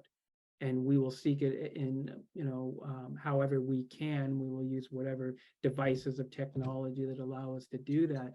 But we're so early in this process, and we definitely want to, between now and November 1, to get as much guidance as we can in the decision making. So do we know? Is there a template? Is there a model of best practices that we can use? Steve White can answer that question. Well, I can give you an example of what another community did many years ago in Sonora and Tuolumne County. There were a number of school districts looking at this. And what they did was they actually held kind of public information meetings in each of the different school districts and invited the public to attend so that they could kind of gather whether there was sufficient community interest out there. So these weren't the formal public hearings. There was no petition at this time, but they wanted to kind of take a pulse on what the community felt. I was actually involved in leading some of those meetings. And then also the school boards talked amongst themselves as well and held joint meetings to talk about it. So that's my experience, but I'm not aware of any handbook out there that can really guide you. With the public information meetings, not the school board meetings, who facilitated, who directed those meetings, who took the initiative Right. In their particular case, they had a Sonora Foundation that took this upon themselves as a project. And then the meetings were kind of sponsored and publicized by the foundation. And then they had hired, in my case, it was myself, when I was at school services, they hired us to do those meetings, but. All right, thank you. Trustee Medina. Thank you, President Sheffield. Just a quick question on LCFF concentration grant funding for the formula. What's the percentage to get that? What's the percentage of eligibility? It's 55%. But the higher that percentage goes, the more money you get. So, yeah, so if, you don't get that much at 55, but if you're at 65, 75, the higher you get, the more you get. So the reason I asked that, on the executive summary on page 4, that first paragraph, it says that all concentration grant funding would be lost as the unduplicated people count reduces to 55%. And so that's why I was like, because it's 55%, it's Then lost? No, if it's not 55%, it's lost. And therefore, they wouldn't have a percentage, they wouldn't meet the 55% threshold. Right. That's So why I'm if anything confused. It says it over that, reduces to 55%. right, So, you have to have under. actually more than that. So that's like the But- minimum threshold to get $1, and then, it's more and more. Yes, so that's true in scenario 1. It's a weighted average of the pupil counts over the last 3 years in that entire area. And it would bring that average down under. and then the other part of my question, well, I think as you clearly point out, in terms of the question, would unification enhance the instructional opportunity to all students at a similar reduced cost? I think that all scenarios, the answer is yes. Is that correct? Could you repeat that? In terms of would unification enhance instructional opportunity for all students at a similar or reduced cost to the affected districts and or taxpayers? The answer, in effect, is yes, under all 3 scenarios. Is that correct? Right. Well, in all of the scenarios, including scenario 1, they're based on looking at average school districts that are a similar size and demographic. Yes, there would be opportunities to save in duplicated cost and put those resources towards other board priorities, including, of course, number 1, instruction. So the answer is yes. For me, from before I was elected, this idea of consolidation has been really important to me. And learning the process has required me to learn that I'm going to need a lot of patience because it's going to take a long time. But I think what this doesn't address, and for me, something that's very, very important is, 1, the idea of larger, I want to say unity, community unity in being like one district. That's something that's very important that I don't feel is addressed in this report, but also in terms of educational outcomes based on what I feel is a more effective, well, I assume, because we don't know. I guess what I look at now is as a high school district, we have students coming in for multiple elementary districts where everybody's doing things different. And so when we get them at the high school level, teachers have to focus on, well, here they learn this way. These students might be more advanced. These students, they're all at different levels. So we don't have that, I want to say, efficiency in that. And I don't know if there's a way to kind of capture that, and or maybe any lessons learned from other districts that might have recently done something like this, things that could be better, any positive outcomes from that. But that to me is one thing that I hope would happen from a consolidation, and why my ultimate goal would be, or what I would love to see, is the scenario 1 type of option. But with this cliff risk is really scary. But I'll any address the input? educational component a little bit for you, Omar. When a unified district is unified, they have a continuum of educational materials that go throughout the whole system, TK through 12. You have your own internal committees adopting it so that everybody feeds the system. What you have now is you have 9 different districts making their own respective board adoptions. Now, they're all built on state standards, but that doesn't mean they're adopting the same materials, but they are coming in at different levels. What you want to do is develop a sense of community with all students having equal access to the same set of standards and materials. There are some studies on that. So when we look at the education component, one of the things I was going to ask is, are there validations of whether a continuum, K-12 continuum district is equal to or greater than the current configuration model? And the other issue that we've faced over time and that I really don't like that has happened within education, I think particularly in Sonoma County, is I feel like there's a constant competition amongst districts for students. And that's why there's all these charter schools opening up. And I feel like it's a constant, not like literal physical fight, but there's a fight. I see it too much as like a business model, like business competition. And I feel that's bad for students. It's bad for education because then the focus goes away and there's less. And then there's the whole white flight issue. All that. There's so many of those types of things that I feel are very adverse in our current situation. And that's another reason why I'm passionate about consolidating, and I feel it would be much better for our community in the long run to get this done. But I don't know if there's any data on that that could also be part of a study. I think could be beneficial for us and for the community as a whole to kind of see what some of these issues are that I feel need to be addressed and we need to talk about. Thank you. Just to follow up on Ed's question, Twin Rivers took 10 years to complete the unification, and it started and faltered and started again and faltered, and then basically a politician who happens to be the mayor of Sacramento now, initiated, because he's an elected official representing the same geographic area, and pushed it through. So, but it took 10 years.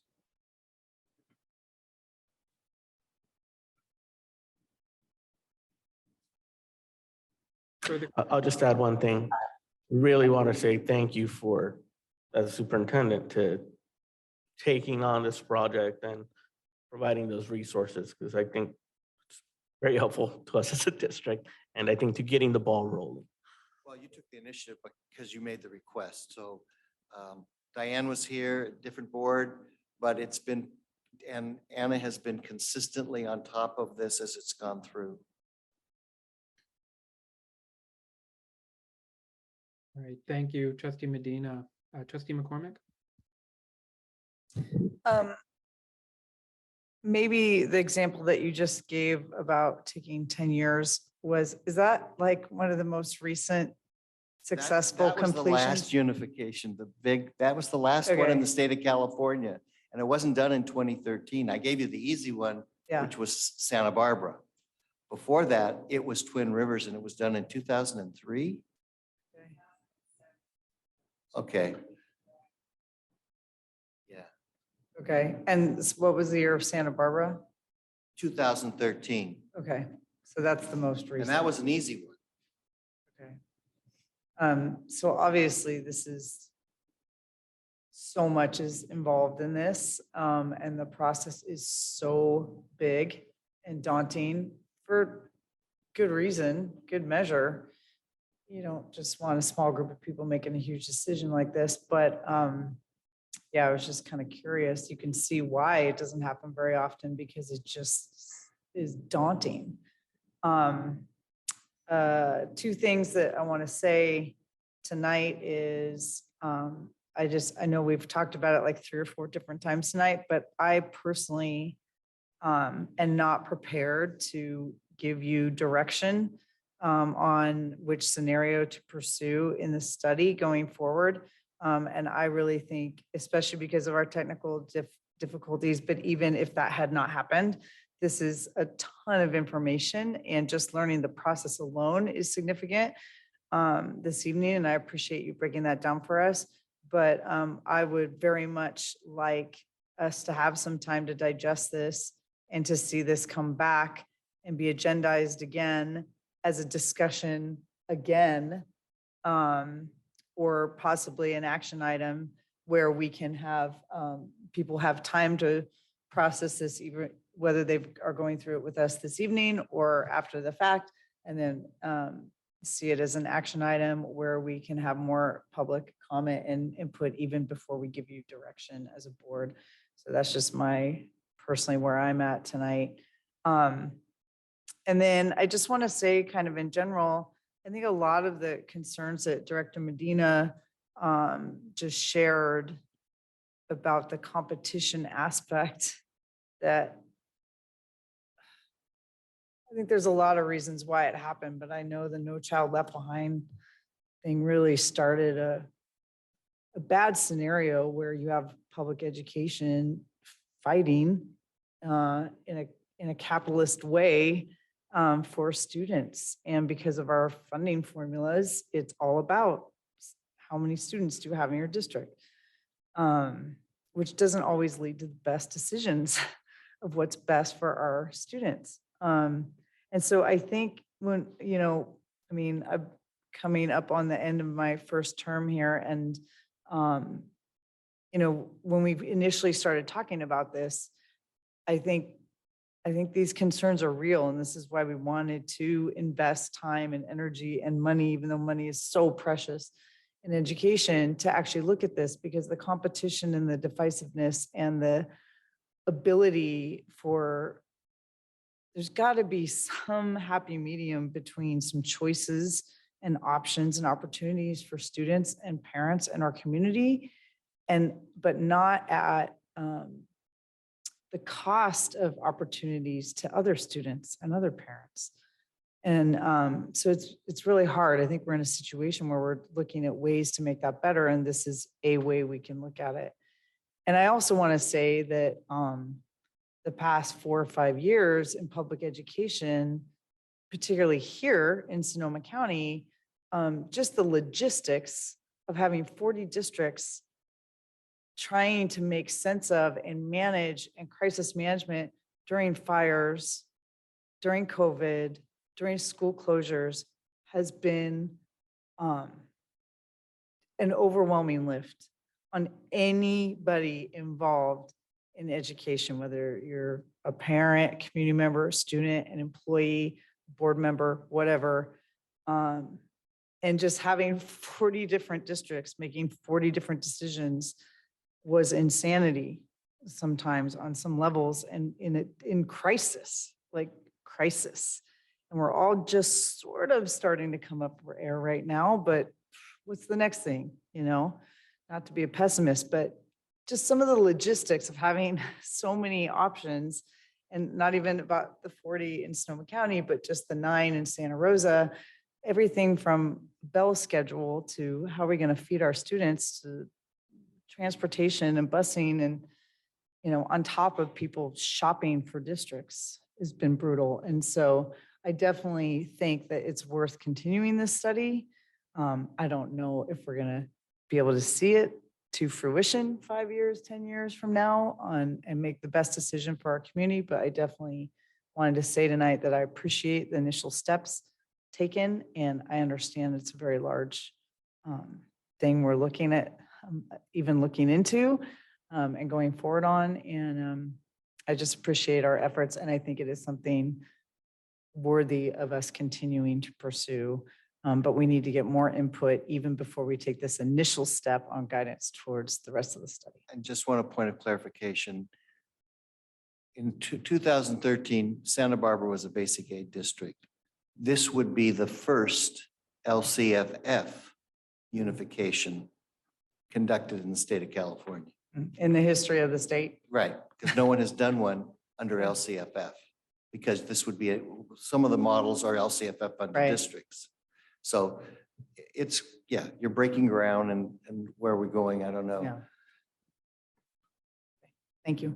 And as I said, November is where I was looking for some sort of response, at least to can finish up the writing portion.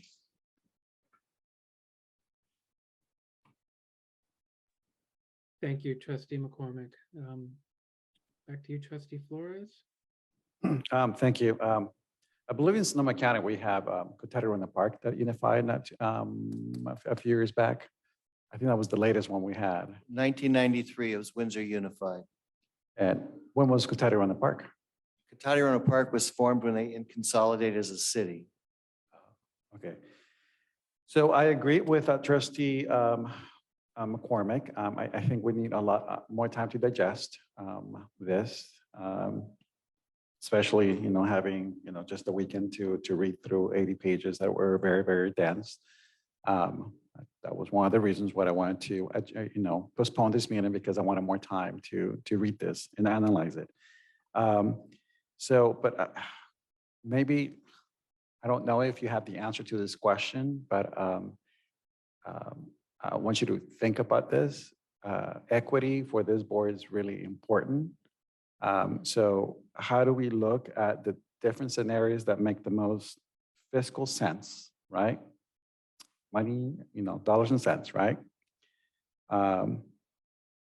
Without the implications of, or the underlying subject of redlining and segregation, because, as a person of color and as an immigrant myself, that's, I'm very triggered by what I heard, right?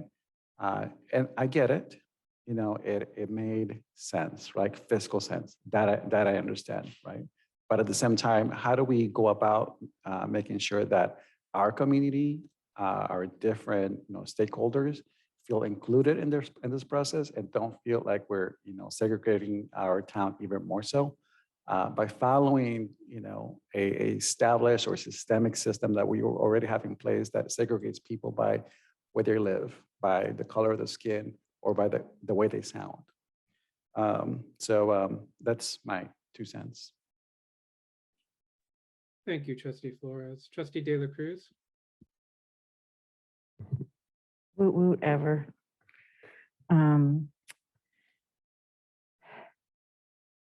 I guess I also want to contextualize this for our board in terms of what we've done recently with closing Cook, chartering a middle school on the west side, thinking about the ways in which we're going to be allocating resources in ways that we have in the past also centered kind of the majority of our population, recognizing who they are with love and trying to do our best to wrap resources around them.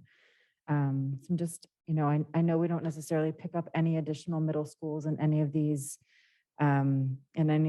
scenarios to deal with the fact that we closed our public middle school on the southwest side of Santa Rosa. And now we've got kids from the west side going all the way up to Comstock and not knowing that they can opt into CCLA. There's a lot of challenges in one of the areas that we care about the most. And so I'm wondering if we also can get creative and think about, the ways in which we would work with some of our feeder elementaries to think about strengthening our secondary schools in the middle school area on some of these areas as we consider consolidation and how we might work together to address some of those things. And Jill, you're talking about transportation and feeding kids, and our West Side kids, as a result of our actions, have had to struggle with a whole lot more, rather than having it be kind of one consolidated public school system without the charters popping in. Not that charters are a bad thing, love on my CCLA, but just thinking about, again, the context and the values of this district and of this board as we lean into these decisions.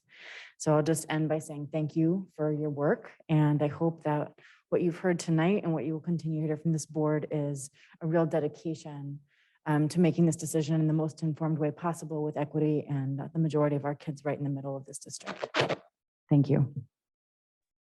Thank you, trustee De La Cruz. Director Bowie.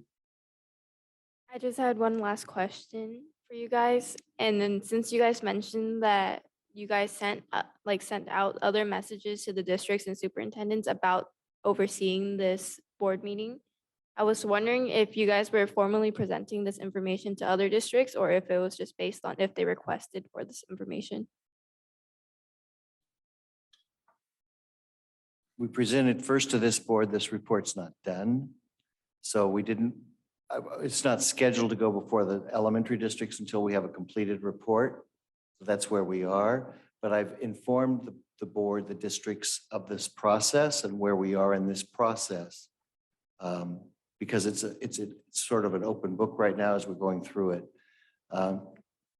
And that's where we are right now. And once again, thank you for everyone's time. Thank you. Thank you, Director Bowie. Trustee Fong? This is just a message to those people who are listening to us in the feeder districts, and I want everyone to understand that this is not our decision in terms of whether we consolidate or not, right? We're not pushing anything on anybody. We're asking for information and we are being fiscally responsible, like all other board members in our county, in the state, in the country need to be also fiscally responsible. And I would hope that the other districts and superintendents would be partners with us and with County Office of Education to look at what's going on in our city, which is best for everybody, all families, and also people who don't have children, who are invested in, the youth of our city. So it's really for everybody to work together. It's not to be taken away from anybody. It's not going to be forced on anybody. And finally, what I finally learned tonight is it is the electorate who decides. Is that right, Dr. Harrington? Yeah. Great, great. So we're going to want everyone's input. Thank you, Trustee Fong. Trustee Medina?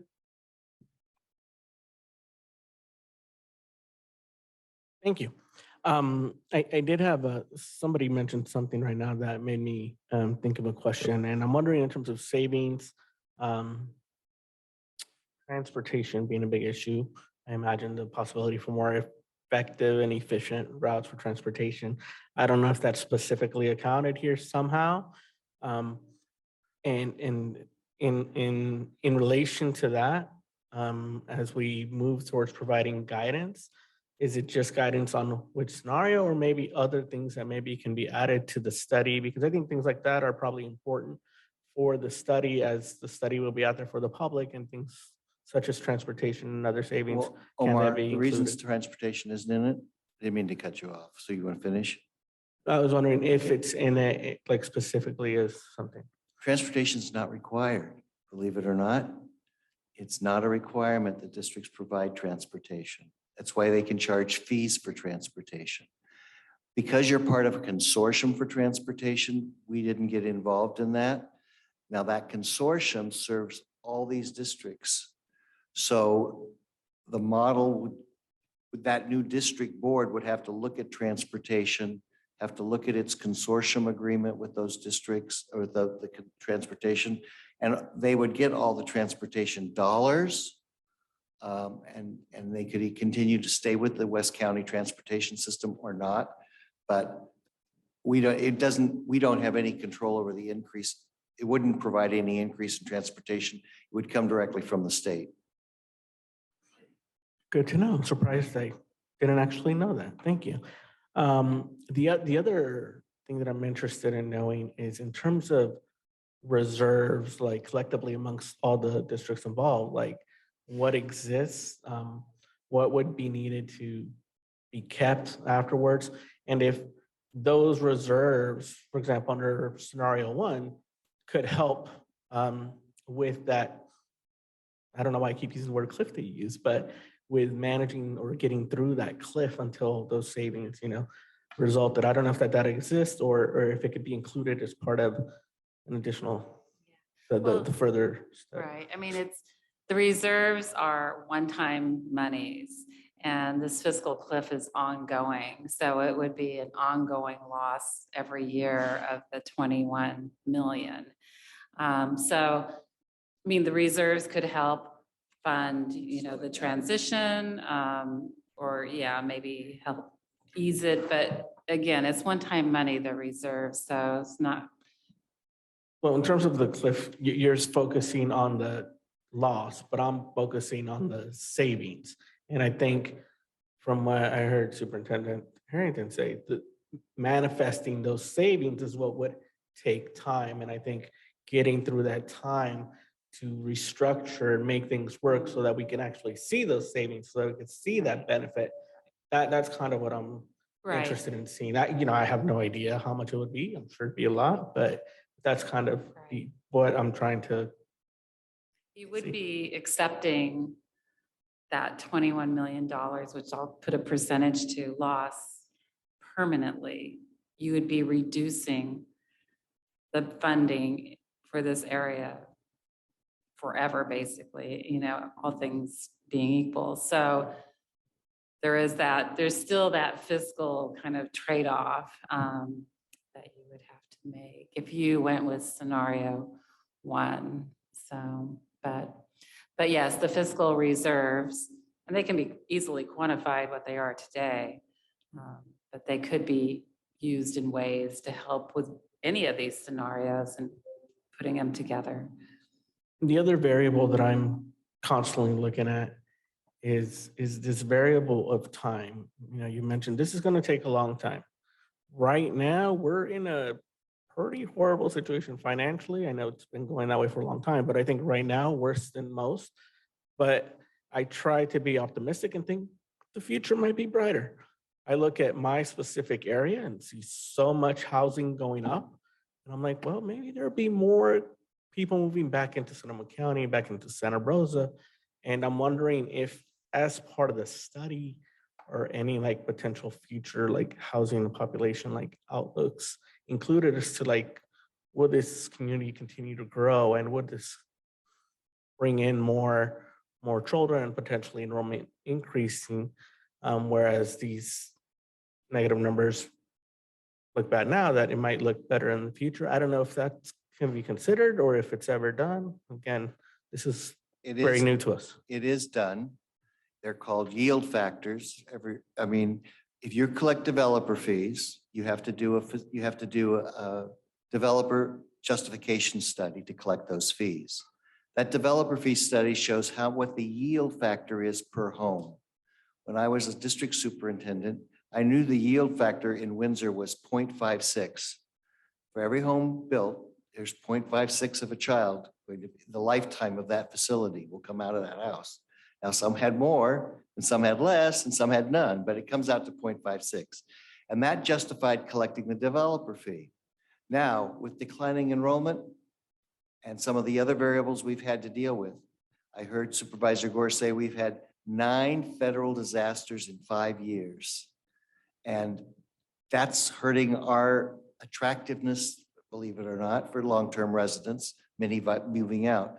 But you can get a yield factor on your permits by district if they're collecting a developer fee. If they're not collecting a developer fee, they have to show growth. And with declining enrollment, it's sort of hard to show growth. But there is a variable by which that's done. I think the only other thing that I'd like to say is that, again, I assume that we will be talking about this at future board meetings for probably soon. I think that what we're looking at here is just giving the superintendent guidance, and then there will be a lot of work to do in the future on whether it's right or not. I think inviting other districts to participate in these future discussions we have, and maybe some sort of manner for them to provide input or ideas. But I know that's very difficult because they would need to take things to the board, and I don't think we have that type of time if we're trying to meet this November 1st guideline. But I think we're looking at just continuing the study and bringing something back. And I think what we'll need to decide on is, are we okay with any of these scenarios here that we'd want to add additional guidance and request the superintendent to do? And I think we could potentially come to some sort of decision on that. But the big decision later on to move forward will require a lot more work. So I just wanted to throw that out there in terms of where we're at. And yeah, it will probably require a lot of research from us. I know that handbook that you're talking about, hundreds of pages, I looked at that a couple of years ago. That's when I knew I needed a lot of patience. But again, thank you for all your work today. And those are going to be all my questions for today. Thank you, trustee Medina. Is your hand raised, trustee De La Cruz? No, okay. You know, I still don't have a sense of how we move forward by November 1 with direction for the county, for you, Dr. Harrington. I'm wondering who takes the initiative, where do we go from tonight? Trustee McCormick had suggested agendizing another discussion item. Omar is leaning that way as well. And that's great before we adjourn tonight to get there. But I'd like to know if there are additional proposals. I don't want to end without having a sense of what our next step is.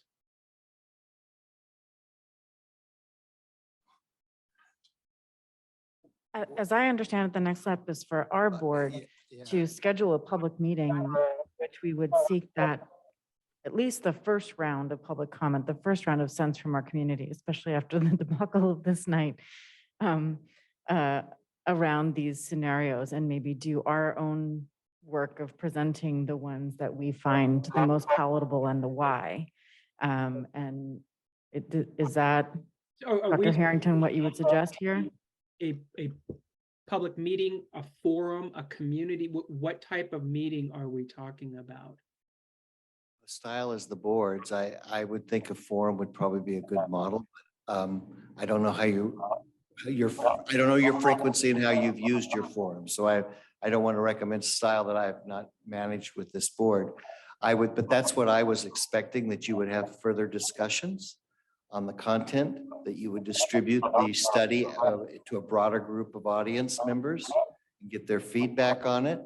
And you might want to do that by constituency groups to do sampling.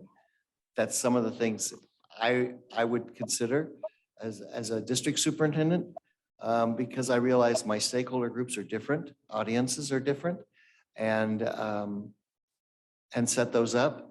But that's the district's call, not the county superintendent's call. You only asked us to do the study. The study is in progress. We'd like to finish it. And we'll keep the districts abreast of the next report when it comes out on the educational components, once you have decided which way you'd like the educational component to address which scenario. That's where we are. We have to get back to you, as I recall, on Trustee Fong's request about percentages, and what was the second one? There were two. And a list of the criteria was Julie's request, right? Okay. So we have those to get back to you and get back to Anna. And then maybe Anna and I could talk about options, what works best, because this is a lot of staff time right here. And taking them out and about is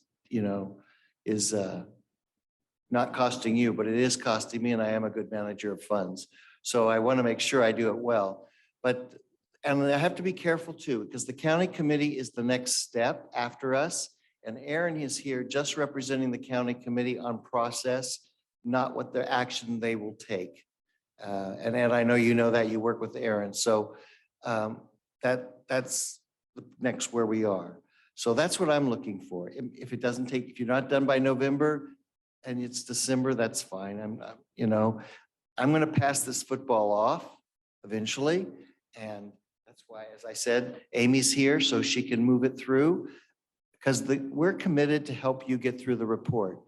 Part of your fiscal recovery plan was to look at unification and consolidation. But to do that, you would need to invest as much, well, this is costing me close to $200,000 because I'm doing 2 districts.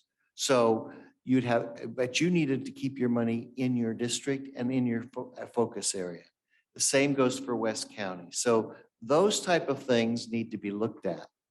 That you're doing this, your due diligence, and the other boards have to be understanding that's why you're looking at it. You're not trying to take anybody over. You're looking at what brings the most revenue to the greatest community it serves the greatest community interest. So that's where I am, Ed. And it's maybe not a most direct answer, but that's what I'm sort of processing here tonight. Okay, and thank you. I keep muting myself because it sounds like you guys are getting some feedback in the council chambers when my mic is on. Can you all hear me okay? Okay. I also, want to make sure that we are inviting the other districts as well. So it doesn't seem like we're going this alone and it's coming from us. We really are trying to act and undo, years and years of, a situation that has not just here, but it sounds like throughout the state has kind of spiraled out of control. And if we're going to really kind of make an attempt to get ahead of declining enrollment, there comes a time we just really do have to take the initiative, the initial step to move forward, as Trustee Medina had pointed out. Do we have other questions from board members before we adjourn? Okay, well, I just want to say, again, thank you, Dr. Harrington. Thank you for your team. Thank you. We've got Christy and Aaron and Dr. Carter. Thank you for hanging out. I want to say we started down this path, 1852, is that right? Layer upon layer of boundaries and borders and complexities, and 40 districts, the third highest in the state. We know we have identified problems and inefficiencies. We have in front of us a fiscal feasibility study. Solid first step. It sounds like the board would like to move forward. We're going to move forward with all stakeholders, but we also acknowledge that there's a need for more time. Trustee Flores hit the nail on the head by saying that equity is the greatest interest of this board.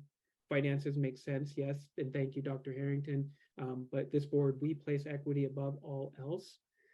So we want to urge, as we finalize the report, that we are definitely looking at things through that equity lens.